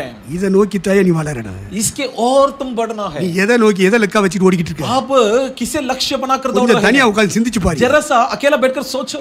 இன்னொருத்தன் வந்தாயா நமக்கு சொல்லி கொடுக்கணும். और एक व्यक्ति आकर थोड़ी நம்மட்ட இருக்கிற ஆவியான சொல்லி தர மாட்டாரா? हमारा भीतर का आत्मा क्या हमें நம்ம नहीं கையில இருக்கிற समझाएगा? பைபிள் சொல்லி தராரா? हमारे हाथों का पवित्र शास्त्र क्या हमें नहीं सिखाएगी? வெளியில இருந்தா வந்து நமக்கு சொல்லி கொடுக்கணும். क्या बाहर से थोड़ी आकर कोई हमें सिखाना है? அந்த அளவுக்கு நம்ம இழிவானவர்களா? क्या यहाँ तक हम क्या तुच्छ हैं? இப்ப எங்க பரிசுத்தாவி तो पवित्र आत्मा कहाँ சொல்லி தருவாரே? सिखाएगा? கிடிப்படியே புதுசு புதுசா சத்தியங்களை சொல்லி தருவார். आज्ञा मानते मानते नया नया हमें सिखाएगा। கீழ்ப்படியில என்ன சொல்லி தர மாட்டேன். आज्ञा नहीं माने तो नहीं सिखाएगा। சங்கீதம் முதல் சங்கீதம் உங்க எல்லாருக்கும் தெரியும். वचन संहिता 1 जो आप सब जानते हैं। கீழே வேர்பட்டணும்னா अगर नीचे जड़ लगना है நல்ல நிலத்துல சபையில நாட்டப்பட்ட போதாது. तो अच्छे जमीन नामक कलीसिया में रोपा जाना काफी नहीं। அடுத்து என்ன செய்யணும்? अगला क्या करना है? வளர்ச்சி, நேரான வளர்ச்சியா இருக்கணும். कि सीधा विकास होना है, லெக்கு வேணும். लक्ष्य होना है। இந்த பூமியில உங்களுக்கு லெக்கு என்ன அப்படின்னா, अगर ये धरती में आपका लक्ष्य क्या है ஸ்கூல்ல கேட்பாங்க, மாணவர்கள்ட்ட ஸ்டூடெண்ட் டீச்சர்ஸ் கேட்பாங்க. और स्कूल में जो अध्यापक विद्यार्थियों से पूछते हैं நெக்ஸ்ட் உன்னுடைய ஃபியூச்சர் என்ன? कि तुम्हारा भविष्य क्या है, உன்னுடைய கோல் என்ன? तुम्हारा लक्ष्य क्या है, உன் லெக்கு என்னையா? तुम्हारा लक्ष्य क्या है। அதை நோக்கி தாயா வாழ்க்கை உருளணும். उसके तरफ ही आपके जीवन गुजार होना है। ஒருத்தன் இன்ஜினியர் பா, एक कहेगा मैं ஒருத்தன் इंजीनियर, டாக்டர் பா, एक कहेगा डॉक्टर, ஒருத்தன் எம்எல்ஏ எம்பி பா, एक कहेगा कि आमदार कासदार, ஒருத்தன் இன்ஜினியர் சொல்லிட்டு இருப்பான். एक इंजीनियर कहेगा। பலவித இன்ஜினியர் இருக்கா. इंजीनियर में भी कई प्रकार के हैं। சில சொல்லுவேன் நான் வாத்தியானா போறேன். कुछ लोग बोलेगा कि मैं टीचर बनूंगा। ஒன்னாம் கிளாஸ் வாத்தியார் ஒன்னாம் கிளாஸ்லயே இருப்பான். तो पहला कक्ष का टीचर पहला ही कक्ष में रहेगा। அன்னையில இருந்து இன்ன வரைக்கும் நீங்க அங்கேயே தான் இருக்கீங்க. तब से लेकर आज तक आप वहीं के वहीं बैठे हैं। அதனால சார் உங்களை விட்டு பிரிய மனம் இல்லை, நான் உங்கேயே இருக்கேன். श्रीमान जी आपको छोड़ने का मन नहीं करता, इसलिए हम यहीं रहेंगे। இப்படி பேசிக்கிட்டு இருந்தா अगर ऐसा बोलेंगे तो ஃபியூச்சர், भविष्य, கோல், लक्ष्य।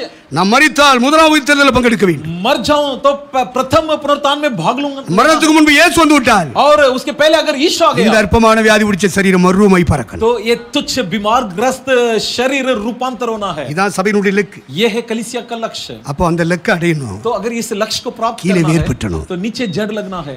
நீர்க்காலியின் ஓரமாய் நடப்பட்ட மரத்தை போல் இருந்து और जल के किनारे लगे हुए पौधे की नहीं होना है। இலை உதிராதிருக்கிற மரத்தை போல் இருந்து और उस वृक्ष के समान रहना है जिसके தன் पत्ते காலத்தில் தன் கனியை தருகிற अपने वक्त में फल ஒரு देने மனுஷனாய் ஒரு மனுஷியாய் நாம் இருப்போம். वाले। और ऐसा एक पुरुष ऐसा एक स्त्री के नाम रहे। அப்ப தண்ணீர் பாஞ்சிட்டே இருக்கணும். तो जल निरंतर बहना है। ஒன்று வேத தியானம். एक पवित्र शास्त्र का अध्ययन। சங்கீதக்காரர் அப்படியே எழுதிட்டு வரான். भजनकार ऐसा ही लिखता இரவும் है। பகலும் அவருடைய வேதத்தில் தியானமா இருக்கிற மனுஷன் பாக்கியவான். धन्य है वो मनुष्य जो रात दिन उसके व्यवस्था पर अध्ययन करता है।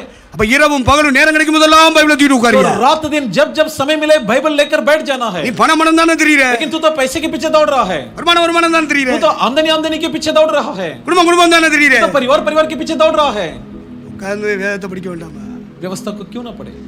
வேத தியானம் நீர் பாய்ச்சுதலுக்கு और அர்த்தம். पवित्र शास्त्र का अध्ययन यानी जल बहने का ஏன்னா मतलब है. நீர்க்கால்கள் ஓரமா நடப்பட்ட மரத்துக்கு கூப்பிட்டு பேசுறான் வேதத்தை தியானிக்கிற மனுஷன். और बहती जल के किनारे लगे हुए वृक्ष के கீழே வேறுபட்டோம்னா வேதத்தோட இசையது. तो अगर नीचे जड़ लगना है तो शास्त्र के साथ जुड़ना है. வேதத்தை படிக்கிறது 3 பகுதி இருக்கு. और शास्त्र को पढ़ने में 3 हिस्सा है. ஒன்னு ஆதியாகமத்திலிருந்து வெளிப்படுத்தின விசேஷம் வரைக்கும் வாசிக்கிறேன். एक उत्पत्ति से लेकर प्रकाशित वाक्य तक पढ़कर छोड़ना है. அத மனப்பாடம் பண்ணி தலையில ஏத்து. यानी उसे मन पाठ करके सिर में छपा लेना நம்மட்ட है. பாலியன கூட ஒரு சகோதரன் இருந்தான். बाल एनोक नाम के हमारे एक भाई थे. அவனெல்லாம் ஜெபிக்க விட்டீனா ஒரே வசனமா சொல்வான். अगर आप उनसे प्रार्थना करने के लिए कहेंगे तो वचन ही वचन बोलता நல்ல जाएगा. வாலிபத்திலே அங்க தமிழ்நாட்டுல ஊழியத்துக்கு வந்தான். क्योंकि जवानी में मेरे पास तमिलनाडु में सेवा में आया. சுவிசேஷம் சொல்ல விடுவேன் கிராமத்துல போய். सुसमाचार सुनाने के लिए गांव-गांव में வசனமா भेजता சொல்வான். था. और वचन ही वचन सुनाता ஒரு था. இடத்துல நின்னு சொல்ல மாட்டான். एक जगह पे खड़े होकर இங்க नहीं இருந்து அங்க सुनाता. போவான், அங்க இருந்து இங்க வருவான். यहाँ से वहां जाएगा, वहां से यहाँ आएगा. ஜெபம் பண்ண விடுவோம், ஜெபம் பண்றா அப்படின்னு சொன்னா ஒரே ஜெபத்துல வசனமா தான் வரும். और जब मैं उनसे कहूंगा कि प्रार्थना करो तो प्रार्थना में इतना वचन ही அந்த आता रहेगा. வசனங்கள்ல இருக்கிற உள் வெளிச்சம் ஒண்ணு இருக்கு. लेकिन वचन की गुप्त या भेद कुछ भी இன்ன नहीं. வரைக்கும் அப்படிதான் இருக்கேன். आज तक वैसे के वैसे ही है. அவன் பேர் பாலியனுக்கு உங்களுக்கு தெரியுமா? उसका नाम है पाल एनोक. क्या आप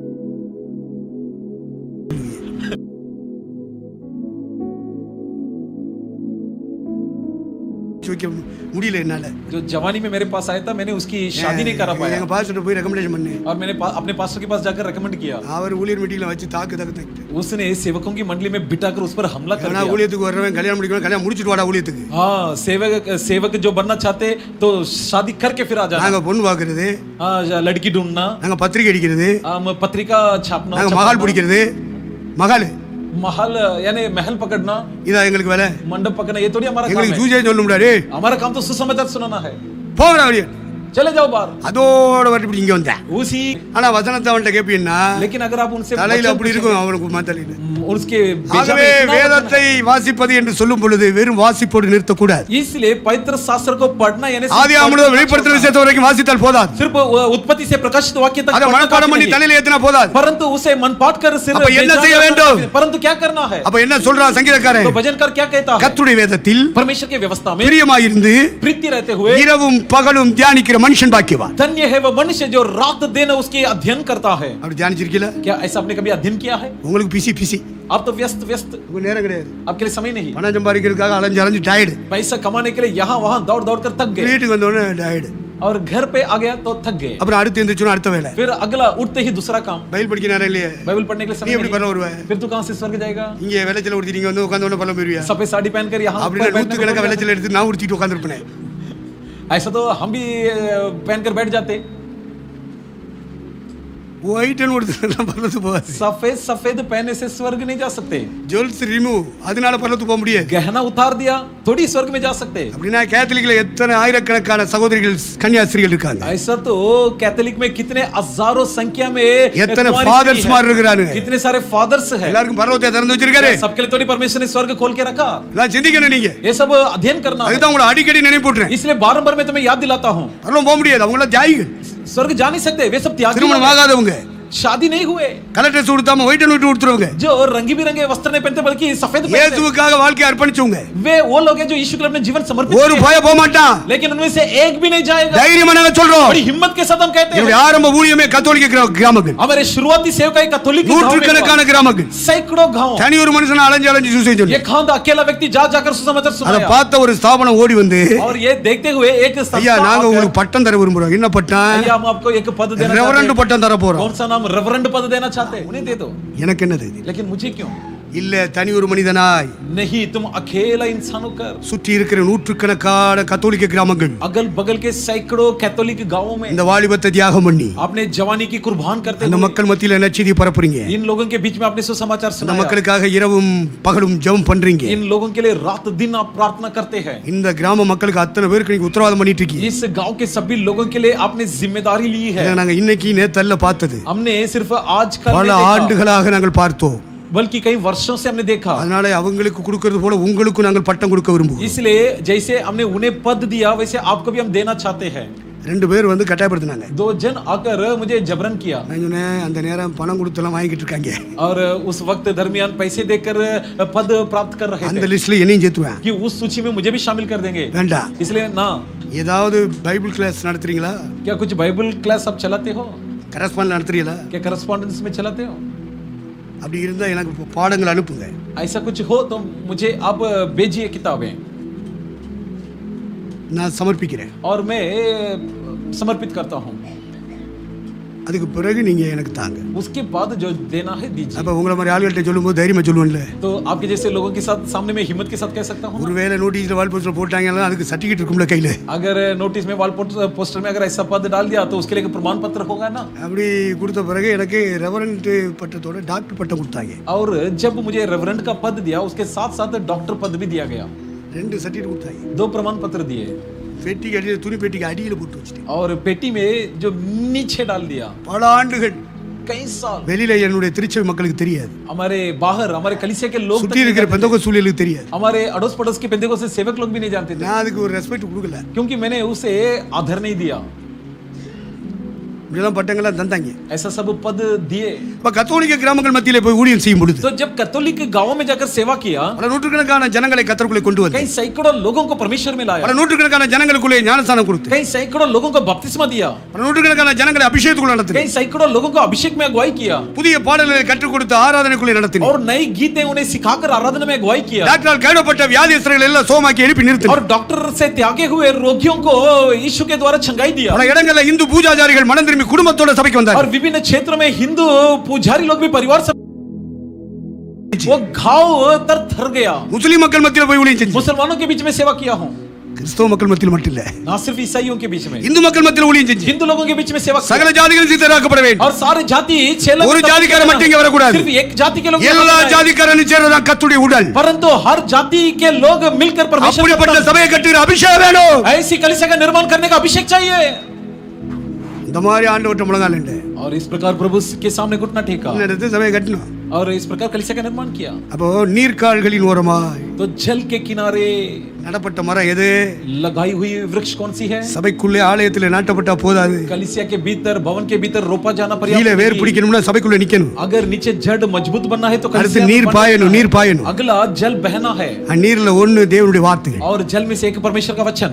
அப்போ நம்ம வாசித்தால் போதாது, हम ना केवल पढ़ना काफी है தியானிக்கிற இடத்துக்கு போகணும். और अध्ययन करना है. நேரம் ஒதுக்குனா தான் தியானிக்க முடியும். समय निकालने पर अध्ययन कर पाएंगे. தியானித்தாலும் போதாது, और ना सिर्फ अध्ययन அந்த करना. பட்டணத்தார் மனோவாஞ்சையாய் திருவசனத்தை திறந்தோறும் ஆராய்ந்து பார்த்ததினால் और वो शहरी लोग प्रतिदिन वचन को छात के साथ जांच करने से தெசலோனிக்கேல கூடி வருகிற பட்டணத்து விசுவாசிகளை பார்க்கிலும் பெரிய பட்டணத்தார் விசேஷமானவர்களாய் और மாறினார். तेसलोनिकी कलीसिया के लोग जहां पर एकत्रित होते हैं उनसे बढ़कर वे निपुण बने. வாசித்தல் என்பது வேறு, तो पढ़ना अलग है, யோசித்தல் என்பது வேறு, सोचना अलग है, ஆய்வு செய்தல் என்பது வேறு. जांच करना अलग है. இந்த இடத்துக்கு சபை வளரணும். इस स्थान तक कलीसिया विकसित होना है. அப்படி வளர்றமா? क्या ऐसा हमारे विकास हो रही है? வளர்ந்திருக்கமா? क्या ऐसा विकास हुआ है? இல்ல ஞாயிற்றுக்கிழமை 2 மணி நேரம் வந்துட்டு இப்படி கை தட்டி போயிட்டே இருக்கமா? या रविवार के दिन आकर 2 घंटा बैठकर ताली बजाकर निकल जाते हैं உண்டியல் பெட்டில ஒரு காணிக்கை போட்டு தசமாவது போட்டு போயிட்டு இருக்கமா? और एक धान 10वां से डाल करके चले जाते हैं. வேதத்தை தியானிக்கணும். अध्ययन करना है शास्त्र को. அடுத்து எரோமியா 17 எழுதப்பட்டிருக்கு. अगला यिर्मयाह का 17 में लिखा है. 5 இருந்து 9 வரை வீட்ல போய் வாசித்துக் 5 கொள்ளுங்கள். से 9 तक घर जाकर पढ़ लीजिए. நீர்க்கால்களின் ஓரமாய் நடப்பட்ட மரம் और वो वृक्ष जो नाले के किनारे लगी हुई, என்று சொல்லும் பொழுது जब ऐसा कहते हैं ஒரு பரிசுத்த ஆவி, पवित्र आत्मा. ஆண்டவர் சொன்னார், தாகமாய் இருக்கிறவன் எவனோ प्रभु ने कहा जो कोई प्यासा हो அவன் என்னிடத்தில் வரக்கிறவன், वो मेरे पास आए. தாகமாய் இருக்கிறவன் மேல் அந்த ஆவியை ஊற்றுவேன். प्यासों पर मैं आत्मा उंडेलूंगा. வறண்ட நிலத்தை போல வாழ்ந்து கொண்டிருக்கிறவன் மேல் என் ஆவியை ஊற்றுவேன். जो लोग निर्जल भूमि के नए जीवन बिता रहे உன் மேலும் உன் சந்தானத்தின் மேல் ஆவியை ஊற்றுவேன். पर तेरे संतान पर आत्मा उंडेल दूंगा. அது நீர்ப்பாய்ச்சலான தோட்டம் போல உன்னை உண்டாக்கும். वो जल सिंच हुई खेत के नाई तुझे बना देगी. அது வற்றாத நீரூற்று போல பொங்கிக் கொண்டே வந்து கொண்டிருக்கும். वो उस जल के नाई निरंतर उमड़ते रहेगा. जो कभी விசுவாசிக்கிற உள்ளத்தில் இருந்து தண்ணீர் புறப்பட்டு ஓடும். विश्वास करने वालों के दिल से जल प्रारंभ होकर जाएगा. வெறும் ஊற்று மட்டுமல்ல, நதிகள் புரண்டு ஓடும். ना केवल जल परंतु सोथा निकलेगा. உள்ளிலிருந்து அபிஷேகம் புறப்பட்டு ஓடணும். तुझ में से अभिषेक निकलकर बहना है. பரிசுத்தாய் பெறாதவங்க யாராவது இருக்கீங்களா? यहाँ कोई ऐसा बैठे जो पवित्र आत्मा नहीं पाया? வீட்டு வேலை வருமானம் எல்லாத்தையும் ஒதுக்கு. घर का काम आमदनी सब त्यागो. எருசலேமிலே காத்திருங்கள். यरूशलेम में इंतजार करो. தேவ சமூகத்திலே தேவ சமாதானத்தோட உட்கார்ந்துரு. परमेश्वर का उपस्थिति में उसके பரிசுத்தாய் பெறாதவங்க பரிசுத்தாய் பெறு. जो पवित्र आत्मा नहीं पाए पवित्र அப்புறம் आत्मा பாரு, உன் பொண்டாட்டி புள்ள தொழில் வியாபாரத்துல அப்புறம் பாரு. उसके बाद तुम्हारे बीवी कारोबार बच्चों पर ध्यान दो. ஊழியம் என்ற ஊழியக்காரங்களை சொல்லிட்டார், ஊழியத்தை நிறுத்து. और सेवा करने वाले सेवक से कह दिया பரிசுத்தாய் பெறாம அந்நியவாச பேசாம நீ ஊழியம் செய்யாத. और पवित्र आत्मा पाए बिना तो सेवा मत करना. எருசலேமிலே காத்திருங்கள். यरूशलेम में इंतजार करो. பரிசுத்தாய் உங்க மேல வருவார். पवित्र आत्मा तुम्हारे भीतर பலன் आएगा. பெறுவீர்கள். तुम मजबूत बनोगे. யூதேயாவிலே சாட்சி, यहूदी में गवाही, எருசலேமிலே சாட்சி, यरूशलेम में गवाह, சமாரியாவுடைய சாட்சி, सामरी में गवाह, பூமியின் கடைசி பரியந்தம் எனக்கு சாட்சியா இருப்பீர். पृथ्वी के छोर छोर तक मेरे गवाह बनोगे. பரிசுத்த வந்தா தானே पवित्र आत्मा आने से ही பெறாத ஆளு பெறணுமா जो இல்லையா? लोग नहीं पाया पाना है क्या नहीं வேலைக்கு पाना है? போகணும், குடும்பத்தை பார்க்கணும், வருமானத்தை பார்க்கணும் போனா என்னல நீ செத்தி நரகத்துல போவ. काम पे जाना है, आमदनी मिलना है, बच्चों पर ध्यान देना है, तो मरने पर तो नरक में जाएगा. நிறுத்தல எல்லாத்தையும், छोड़ो, सब रखो, உட்காரல. बैठो. ஆண்டவரை நோக்கி கண்ணீரோட காத்திரு. परमेश्वर की ओर आंसू के साथ எனக்கு इंतजार காத்திருக்கிறவர்கள் வெட்கப்பட்டு போவதில்லை. करो. जो लोग मेरी बाट जोते हुए शर्मिंदा नहीं होंगे. ஆண்டவர் அபிஷேகத்தை ஊத்துவார். परमेश्वर அப்ப अभिषेक பெறாதவன் பரிசுத்த பெறனே. तो जो लोग पवित्र आत्मा नहीं पाया पालो, பெற்றவன் இழந்து போயிட்டியா? जो पाया है क्या खो दिए? பல பிரச்சனையை சந்திச்சதுனால பரிசுத்த ஆவியில விட்டுட்டியா? कहीं मुसीबत की सामना करने से சவுல் क्या மாதிரி पवित्र आत्मा खो दिया? சிம்சோன் மாதிரி ஆயி போச்சா? क्या मरने के कारण साउल सिम्सन जैसा ஒரு हो गया? விசை என்னை திருடும் சிம்சோன் கேட்டான். सिम्सन ने मांगा, हे प्रभु एक बार मुझे स्मरण कीजिए। எல்லாருக்கும் மத்தியில வேடிக்கை பொருளாக்கிட்டாங்களே. हे पिता सबके सामने मुझे तमाशा बना दिया। எனக்கு ஒரு ஜட்ஜி ஒரு நியாயாதிபதி உத்தியோகம் கொடுத்தீங்களே. मुझे आपने एक न्याय का पद दिया, என்னை உயர்த்தி வைத்திருந்தீரே. मुझे आपने ऊंचा रखा था, எல்லாத்தையும் வந்துட்டப்பா. सब कुछ खो दिया। என்ன நினைத்தருளும். मुझे स्मरण ஒரு कीजिए। விசை என்ன நினைத்தருளும். एक बार मुझे स्मरण कीजिए। நான் இதோட முடிஞ்சிடுறேன். मैं इसी के साथ मर ஆனா जाऊंगा। என்ன வேடிக்கையா பார்த்துட்டு இருக்கான் பாரு. लेकिन जिसने मेरी तमाशा அவ்வளவு देखा है, பேரையும் கொன்னுட்டு அவங்களோட வந்துடுறேன். उन सब की घात करके ஒரு விசை நினைத்தருளும். एक बार मुझे स्मरण कीजिए। அவன் அழுது ஜெபிக்கிறான். பரிசுத்த ஆவி இறங்கிட்டார். उसने आज सुबह कर प्रार्थना किया था, पवित्र आत्मा उतर गया। அவனுடைய ஜெபத்தை கர்த்தர் அவனுக்கு நிறைவேற்றி கொடு. उसकी प्रार्थना को परमेश्वर उसके लिए पूरा कर दिया। ஒரு விசை நினைத்தருளும். एक बार स्मरण कीजिए। நீ எதில பின்வாங்கி நிக்கிற? कहां अपने पछाड़ गए? எந்த காரியத்தை இழந்து நிக்கிற? किस विषय को आपने गवा दिया? அவன் கண்கள் கூடாக்கப்பட்டது. उसके आंख अंधा बना दिया गया। தரிசனத்தை இழந்தான். दर्शन गवाया। அவன் மேல ஒரு பலம் இருந்தது. उस पर एक ताकत थी। எவ்வளவு எந்த காரியத்தை வச்சு கட்டினாலும் இத்து போற மாதிரி ஆக்கிட்டு வந்துருவான். चाहे कोई भी कैसे भी डोरी से बांध दे, उसे झलाकर निकल दे। இப்ப முடியல, இப்ப முடியல. लेकिन अब नहीं होता है, பலவீனம் வந்துருச்சு. कमजोरी आ गई கண்ணு கூடா போச்சு. क्योंकि अंधा हो गया। தரிசனம் போச்சு. दर्शन गवाया, லெக்கு போச்சு. लक्ष्य गवाया। இப்ப எப்படி போறோம்னே தெரியாம போயிட்டு இருக்கான். अब समझ में नहीं कि कहां जा रहे, कैसे जा रहा हूं। லெக்கு இல்ல, பிரேக் இல்ல. ना लक्ष्य है ना ब्रेक है। சிலருக்கு பெல் இல்ல. और कुछ लोग में பெல் இல்ல. பெல் அடிக்கணும் இல்லையா? घंटी சைக்கிள் नहीं। போனா हाँ। டிராபிக் வந்தா பெல் அடிக்கணுமா இல்லையா? जो ट्रैफिक लगने पर घंटी बजाना है ना। சிலர் பிரயாணம் பண்றேன் வாகனத்துல என்னன்னு கேட்டா பெல் இல்ல, பிரேக் இல்ல, பெடல் இல்ல. कुछ लोग यात्रा करते हैं, गाड़ी चलाते हैं, ना पेडल है ना घंटी है ना कुछ है, எங்க போறோம்னு வேற தெரியல. और पता तक नहीं कि कहां जा रहा है। எங்க போறது புரிய? कहां जा रहे हो भाई? சும்மா அப்படி போய். ऐसा ही जा रहा हूं। என்ன போய் சேர மாட்டல. ये भाई नहीं पहुंचोगे, சோலி முடிஞ்சிர உனக்கு. तू खत्म हो जाएगा। பெல் இல்ல, பிரேக் இல்ல. ना ब्रेक है ना नियंत्रण है, पेडल ना இருக்கணும், है, पेडल இல்ல. ना पेडलिंग है, லெக் இல்ல. ना कोई लक्ष्य भी है। எங்க போறோம்னு சொல்ல தெரியல. और कहां जा रहा है अरे पता परलोक नहीं। போயிருவீங்களா? क्या भाई स्वर्ग जाओगे? போயிருவீங்களா சிஸ்டர்? क्या बहन जाओगी? போயிருவீங்களா பிரதர்? क्या भाई जाओगे? யார் பிரதர் போறா? कौन जाने என்ன वाले ரிப்ளை भाई? பண்றா பாருங்க. जवाब देखिए उनका। திருட்டு பய, चोर, களவாணி பய. चोर लुटेरे, யார் பிரதர் போறா? कौन जाएगा भाई? யார் பிரதர் இருக்கு? டேய் நீ போவியாடா? ये भाई कोई गया नहीं गया, तू जाएगा क्या नहीं? நிச்சயத்தோட ஓடணுமா இல்லையா? बड़ी निश्चय के साथ நான் जाएगा நிச்சயம் क्या இல்லாதவனாக ஓடு. नहीं? मैं निश्चय बिना नहीं दौड़ूंगा, ஆகாயத்தை அடிக்கிறவனாக சிலம்ப பண்ணு. और आकाश में लाठी चलाने वाले के समान नहीं चलाऊंगा। உனக்கு அந்த நிச்சயம் இல்லையே. तुम्हारे अंदर कोई निश्चय नहीं है। போகாமலா பிரதர் இருக்க போறோம். சிலர் சொல்றேன். कुछ लोग कहते हैं போகாமலா இருக்க போறோம். थोड़ी नहीं जाएंगे, நாம தான் கோயிலுக்கு போறோம்ல. हम तो दसवां கொடுக்கிறோம்ல, हम तो 10वां हिस्सा காணிக்கை देते हैं ना, கொடுக்கிறோம்ல, हम तो दान देते हैं ना। நல்லா கை தட்டி அந்நியவாத பேசுறோம்ல. हाँ, जोरदार ताली बजाकर अन्य भाषा बोलते हैं ना। அப்ப இந்த பிள்ளை கேட்டா என்ன சொல்லுவாங்க? अब इन बच्चों से पूछेंगे तो क्या ஆராதனை जवाब? எல்லாம் நாங்க வேகமா அடிக்கிறோம்ல. आराधना में हम जोरदार वाद्य बजाते हैं ना, அப்ப நாங்க போகாம இருப்போம். तो थोड़ी हम नहीं जाएंगे। எப்படியா? बताइए कैसा? எப்படி சொல்லுங்க? बताइए, आप खुद ही बताइए। போக முடியுமா? क्या जा सकते हो? நிச்சயத்தோட சொல்லணும்.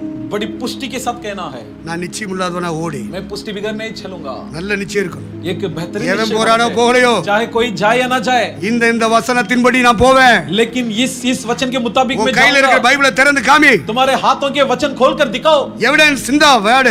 सबूत ये दिखिए वचन। இந்த வசனங்களின்படி பரிசுத்த ஆவி என்னை நடத்திட்டு இருக்கு. इन वचन के आधार पर पवित्र आत्मा मेरी अगुवाई कर रहा है। சொல்லணுமா இல்லையா? कहना है क्या नहीं? அப்ப பரிசுத்த ஆவியானவர் நம்ம மேல இறங்கணும்ல. तो पवित्र आत्मा हम पर समाना है ना। அப்ப பரிசுத்த ஆவியாகிய நீர் ஓடிட்டே இருக்கணும். तो पवित्र आत्मा नाम के அப்பதான் கீழே धारा बहना கீழே है। கீழே வேர்படும். तो नीचे तब जड़ கீழே लगेगा, வேர் பட்டணும்யா. नीचे जड़ मजबूत होना है, இல்லைன்னா அப்படியே தூக்கி புடிங்கி எரிஞ்சிருவான் பிசாசு. नहीं तो शैतान उखाड़ कर फेंक देगा। அது புடுங்கின உடனே சில செடி அப்படி சுருட்டி ஜர ஜர ஜரன்னு வெளியே. और कुछ ऐसे पौधे हैं उखाड़ने पर सरल निकल जाएगा, வேர் போட்டு பற்றி இருந்தா लेकिन अगर जड़ मजबूत होंगे அதை புடுங்க முடியாது. तो आसान से उखाड़ नहीं सकता। அசைச்சு பார்க்கறான். हिला कर देखता है, சில செடி அசைது, हाँ कुछ हिलते हैं, சிலது அசைய மாட்டேங்குது. कुछ हिलते नहीं। அது ஜெயிச்சு கொஞ்ச நேரம் பாப்பான் பிசாசு. शैतान थोड़ी देर हिला हिला இது कर ரொம்ப देखेगा, ஸ்ட்ராங்கா இருக்கியா, ये तो मजबूत है, பிடுங்க முடியாது. उखाड़ नहीं सकता। ஏல வேற மட்டும் இல்ல, தலையில இருக்க முடிய கூட பிடுங்க முடியாது. ये भाई जड़ तो दूर की बात है, सिर की एक बाल तक उखाड़ नहीं सकता। அப்போ சாத்தானே, ए शैतान दूर हो जा, தீய சக்தியே, ए बुरी शक्ति, உள்ளாத ஆவியே, ए दुष्ट आत्मा, என் சபையை தொடாத. मेरी कलीसिया को छूना नहीं। அப்ப அவன் அங்கிட்டு நின்னுக்கிட்டு तो वो वहां खड़े होकर, அவன் என்ன கூப்பிட்டுக்கிட்டு இருக்கான், वो तो मुझे बुला रहा அவள் है, என்ன கூப்பிட்டுட்டு இருக்கா. वो मुझे बुला रही है, ஏன் சரக்கு அவனுக்குள்ள இருக்கு, और मेरी चीजें उसके अंदर है, அப்புறம் எப்படி நான் போகாம இருப்பேன். फिर कैसे मैं उसे छोड़ूं? நீ தொடாதே தீண்டாதேன்னு சொல்லிக்கிட்டு இருக்க. आप तो कह रहे कि मत छूना, उसके पास मत जाना। அவன் அங்கிட்டு உட்காந்துக்கிட்டு கைதட்டி சிரிச்சிட்டு இருப்பான். वो वहां बैठकर ताली बजाकर मुस्कुराएगा। பிசாசுக்கு இடம் கொடாது இருக்கு. शैतान को जगह न दे। இந்த உலகத்தின் அதிபதி என்னிடத்தில் வருகிறார், ये संसार का हाकिम मेरे पास அவனுக்கு आता है, என்னிடத்தில் ஒன்றுமில்லை, और उसके लिए मेरे पास कोई हिस्सा नहीं। அவனுக்குரிய சரக்கு என்கிட்ட இல்லைன்னு சொல்லணும் இந்த சபை. ये कलीसिया ऐसे बोलना चाहिए कि उसका कोई भी चीज हमारे पास नहीं। அப்ப பிசாசு வைக்கப்பட்டு போவான். तब शैतान शर्मिंदा होकर நாங்க भागेगा। கடிந்து கொண்டு ஜெபிக்கும் போது அந்த அந்தகாரம் விலகும். जब हम डांट कर प्रार्थना करेंगे तब अंधकार दूर தொழிலை होंगे। விட்டு விலகு, வியாபாரத்தை விட்டு விலகு, हमारे कारोबार धंधा छोड़कर குடும்பத்துக்குள்ள भागेंगे। பிரச்சனை உண்டாக்குற அந்தகாரம் விலகும், तुम्हारे परिवार में समस्या उत्पन्न करने वाले சபைக்குள்ள உண்டாக்குற அந்தகாரம் விலகும். और मुसीबत पैदा करने वाले अंधकार दूर होंगे। எங்களுடைய ஜெபம் கேட்கப்படும், हमारे प्रार्थना स्वीकार की जाएगी, எங்களுடைய அதிகாரம் பலிக்கும், हमारे अधिकार लागू होंगे, ஆவியானவர் கிரியை செய்ய ஆரம்பிப்பார். आत्मा परमेश्वर कार्य करने लगेगा। கரங்களை வைத்து ஒரு அல்லேலூயா சொல்லு. आत्मा करेगा हालेलुया। அப்ப பரிசுத்தாவியை நீர் ஓடிக்கிட்டு तो पवित्र आत्मा नाम का जल निरंतर बहना है, வறட்சியான நேரத்திலும் தப்பாமல் நீ கனி கொடுப்பாய். और निर्जल समय पर भी तो बिना चूके फल देगा। வறட்சி வரத்தான் செய்யும். कि कंगाल को ஆபிரகாமுடைய காலத்திலே வறட்சி வந்தது, अब्राहम के ஈசாக்குடைய காலத்திலே வறட்சி ईसा வந்தது, के जमीन में யாக்கோபுடைய காலத்திலே வறட்சி याकूब வந்தது, के जमाने में अकाल आई। பஞ்சம் வந்தது எழுதியிருக்கு. लिखा है कि अकाल आई, अकाल हुई, வறுமை வரும், दरिद्रपन आएंगे, வரத்தாயே செய்யும். आएंगे जरूर, ஆனா பஞ்சத்தில் உயிரோடு காக்கிறவர் நம்முடைய தேவன். लेकिन अकाल में के दरमियान जीवित रखने वाला हमारा परमेश्वर, எத்தனை வறட்சி வந்தாலும், चाहे कितना भी अकाल क्यों ना நம்முடைய हो, பொருளாதாரத்திலே வருமானத்திலே எத்தனை வறட்சி வந்தாலும், हमारे आर्थिक में, நம்முடைய வியாபாரத்திலே தொழிலே எத்தனை வறட்சி வந்தாலும், हमारे कारोबार में धंधा में कितना भी अकाल आवे, உன்னை என்னை அழைத்தவர் உண்மையுள்ளவர் யார்? तुझे और मुझे बुलाने वाला विश्वास ஆபிரகாமை அழைத்தவர், ஈசாக்கை அழைத்தவர், யாக்கோபை அழைத்தவர், अब्राहम को बुलाने वाला, ईसाक को बुलाने वाला, याकूब को बुलाने वाला, 21 நூற்றாண்டிலே உன்னை என்னை அழைத்திருக்கிறாரே. और तुझे और मुझे भी நீங்கள் என்னை बुलाया தெரிந்து है। கொள்ளவில்லை, நான் உங்களை தெரிந்து கொண்டேன். तुमने मुझे नहीं बल्कि मैंने तुम्हें चुन लिया, பஞ்சத்தில் உயிரோடு காப்பேன். अकाल में तुम्हें जीवित रखेगा, உச்சக்கரம் முழுவதும் எல்லா வியாதியும் அடிச்சு புரண்டு வரலாம், और ब्रह्मांड भर सारी रोग बीमारी क्यों ना आ जावे, நான் உன்னை காப்பேன். लेकिन मैं तेरी रक्षा நான் करूंगा, உன்னை காப்பேன். मैं तुझे நான் உன் बचाऊंगा, குடும்பத்தை காப்பேன். तेरे परिवार की रक्षा நான் உன் करूंगा, பிள்ளைகளின் எதிர்காலத்தை காப்பேன். भविष्य की रक्षा करूंगा।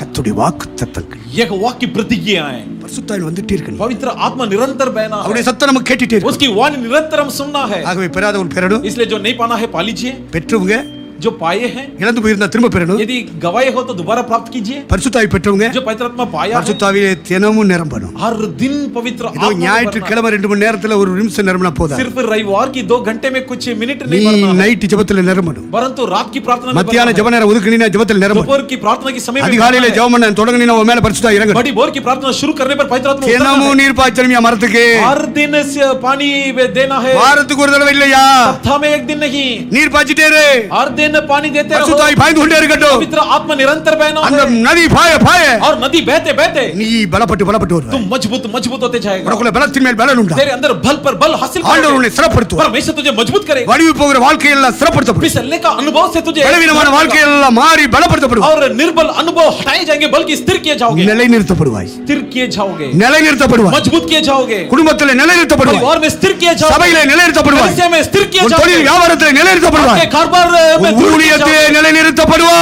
सेवा में दृढ़ किए जाओगे, பரிசுத்தாவியாகிய நதி பாயட்டும். इसलिए नदी बहने दो, ஆவி இறங்கி பாய்மானா. आत्मा उतर कर यदि बहे, வறட்சியான காலத்தில் தப்பாமல் கனி கொடுப்பாய், अकाल में भी बिना छूके फल देंगे, கனி துடுப்பாய், और फलदायक बनोगे, கீழே வேர்புற்றணும். नीचे जड़ लगना है, பரிசுத்தாவி நதி பாயட்டும். पवित्र आत्मा नाम के வேத வசனமாகிய நதி பாயட்டும். वचन नाम के आत्मा बहना है, அது கர்த்தர் மேல வைத்திருக்க நம்பிக்கை. परमेश्वर के प्रति भरोसा, கர்த்தரை நம்புகிறவன் செழிப்பார். जो परमेश्वर पर भरोसा கர்த்தரை करता है, उसकी நம்புகிறவன் समृद्धि உயர்ந்த होगी। அடைக்கலத்தில் जो வைக்கப்படுவான். परमेश्वर पर भरोसा करता है, ऊंचे கர்த்தர் மேல पद पर இருக்கிற रखा நம்பிக்கை நீ மனுஷன் மேல வைக்காதே. जाएगा। परमेश्वर की भरोसा तो मनुष्य पर ना रखना, பிரபுக்களை நம்புகிறது விருதா. हाकिम पर भरोसा करना व्यर्थ है, மனுஷன் மேல் நம்பிக்கை வைக்காதே. मनुष्य पर भरोसा ना करे, பிரபுக்கள் மேல நம்பிக்கை வைக்காதே. हाकिमों पर भरोसा ना करे, எம்எல்ஏ, எம்பி, மந்திரி, கலெக்டர், தாசில்தார், आमदार, खासदार, मंत्री, कलेक्टर, तहसीलदार, பெரிய பணக்காரன், அதானி, அம்பானி, बड़े धनवान, अदानी, अंबानी, இவங்க மேல நம்பிக்கை வைக்காத. इन पर भरोसा ना करें. மனுஷனை நம்புவதை பார்க்கலாம். मनुष्य पर भरोसा करने கர்த்தர் से மேல் பற்றுதலா இருப்பது நலம். परमेश्वर पर भरोसा रखना பிரபுக்களை நம்புவதை பார்க்கலாம். हाकिम से उत्तम கர்த்தர் மேல் பற்றுதலா இருப்பது நலம். परमेश्वर पर भरोसा रखना उत्तम है. கர்த்தரை நம்புகிறவன் जो परमेश्वर पर भरोसा रखता செழிப்பான். है उसकी समृद्धि होगी. கர்த்தரை நம்புகிறவன் परमेश्वर पर भरोसा உயர்ந்த அடைக்கலத்தில் வைக்கப்படுவான். ऊंचे स्थान पर रखा जाएगा. கர்த்தரை நம்புகிறவன் परमेश्वर पर जो भरोसा रखता வறட்சியான காலத்தில் தப்பாமல் கடிவான். अकाल में भी बिना चूके फल देगा. உங்களுக்குள்ள அந்த நம்பிக்கை கர்த்தர் வைப்பார். आपके अंदर ऐसा भरोसा परमेश्वर பரிசுத்தாவியாக நதி ஓடும்படி செய்வார். पवित्र आत्मा नाम का नदी बहने लगा है. வேத வசனமாகிய நதி ஓடும்படி செய்வார். पवित्र शास्त्र का वचन नाम के नदी சபையிலே நிலைத்திருக்க கர்த்தர் கிருபை செய்வார். कलीसिया में दृढ़ रहने के लिए परमेश्वर अनुग्रह இப்படி நாம் கடந்து போது வேர் பூமியிலே பற்றிக்கொள்ளும். और हमारे जड़ धरती में मजबूत से लगे. கீழே வேர் பற்ற नीचे लगने से மேலே கனி கொடுப்பார். ऊपर फलदायक होंगे. நீங்கள் வரும் காலத்திலே கனி கொடுப்பீர்கள். आगामी दिनों में तुम फल दोगे. எல்லாரும் எழுதிருப்பீர்கள். आइए हम सब खड़े हो जाए. ஆண்டவர் என்ன சொல்கிறார்? परमेश्वर क्या कहता है? நீங்கள் என்னை தெரிந்து கொள்ளவில்லை, तुमने मुझे नहीं चुना நான் உங்களை தெரிந்து கொண்டேன். परंतु मैंने तुम्हें चुन लिया. எதற்காக தெரிந்து கொண்டேன்? क्यों चुन लिया? நீங்கள் கனி கொடுக்க வேண்டும். इसलिए कि तुम फल दे.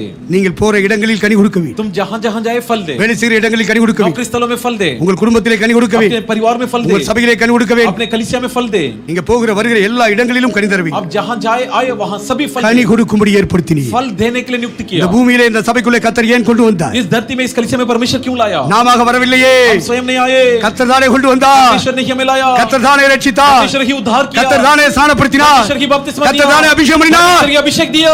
அந்த நதி பாஞ்சிட்டே இருக்கட்டியா. ये नदी निरंतर बहने दो. அந்த வேத வாசிப்பு யோசிப்பு வந்துகிட்டே இருக்கட்டியா. पवित्र शास्त्र का अध्ययन मनन निरंतर होने दो. ஆண்டவர் இந்த சபையிலே நிலைப்படுத்துவாரா? परमेश्वर इस कलीसिया में स्थिर करे. வேதத்தோடு நிலைப்படுத்துவாரா? परमेश्वर के साथ स्थिर करे. பரிசுத்தாவியானவர் पवित्र நிலைப்படுத்துவாரா? आत्मा के साथ स्थिर करे. இந்த சபையில் உள்ள விசுவாசிகளோட ஊழியக்காரரோட ஐக்கியத்தை நிலைப்படுத்துவாரா? कलीसिया के विश्वासी सेवकों के संगति में स्थिर करे. பரிசுத்தாவியானவர் நம்மை நடந்து கொண்டே இருப்பாராக. पवित्र आत्मा परमेश्वर निरंतर हमारा अगुवाई करे. அவர் நம்மை நிரப்பிக் கொண்டிருப்பாராக. निरंतर बढ़ते रहे. நம்மை நிரப்புவாராக. हमें भरा दे. அதனாலே பலன் உண்டாகட்டும். इसलिए बल அதனால मिले. நம்முடைய வேறு போடட்டும். इसके तहत हमारे जड़ मजबूत बने. நீதிமானுடைய வேறு கூட கனி கொடுக்கும்யா. आपके जड़ भी फल देगी. அது வளர்ந்து பெருசாகி செடியாகி மரமாகி அல்ல கனி. वो बढ़कर बड़े हो வேர்லயே கனி கொடுக்கும்படி செய்வார். जड़ में ही फलदायक உங்களை बनेगा. என்னை கிறிஸ்துவுக்குள்ளே வேறுபட வைப்பாராக. आपको और मुझे मसीह में जड़ लगा. நீதிமான்களுடைய வேர் கனி கொடுக்கும். धर्मियों के जड़ फलदायक होंगी. கீழே வேர் பற்ற नीचे जड़ लगते लगते மேலே கனி வந்துகிட்டே இருக்கும். ऊपर फल मिलते रहे. மேலே கனி வந்துகிட்டே ऊपर இருக்கும். फल आते रहे. வருங்காலத்தில் கர்த்தர் அப்படி செய்வாரா? आने वाले दिनों में परमेश्वर ऐसा வரும் करेगा. நாட்களில் அப்படி செய்வாராக. आने वाले दिनों में परमेश्वर ऐसा பரலோக தேவ அபிஷேகம் அப்படி இறங்குவதாக. परमेश्वर का अभिषेक ऐसा उतरे. வேதவசன வெளிச்சங்கள் இறங்கி வருவதாக. परमेश्वर का प्रकाश ஒரு வல்லமை இறங்கி வருவதாக. स्वर्ग उतरे. ஒரு உயிர்ப்பிக்கும் வல்லமை இறங்கி வருவதாக. का सामर्थ्य उतर कर அந்த आवे. கிருபை இறங்கட்டும். அந்த கிருபை இறங்கட்டும். उतरने दे. அந்த கிருபை இறங்கட்டும். அந்த கிருபை இறங்கட்டும். அந்த பரிசுத்த ஆவியானவர் இறங்குவாராக. आत्मा समाये. அவர் நம்மை நிரப்பட்டவர். वो हमें भर दे. அவர் நம்மை பலப்படுத்தட்டும். हमें मजबूत कराए. Hallelujah hallelujah hallelujah hallelujah. Yeah.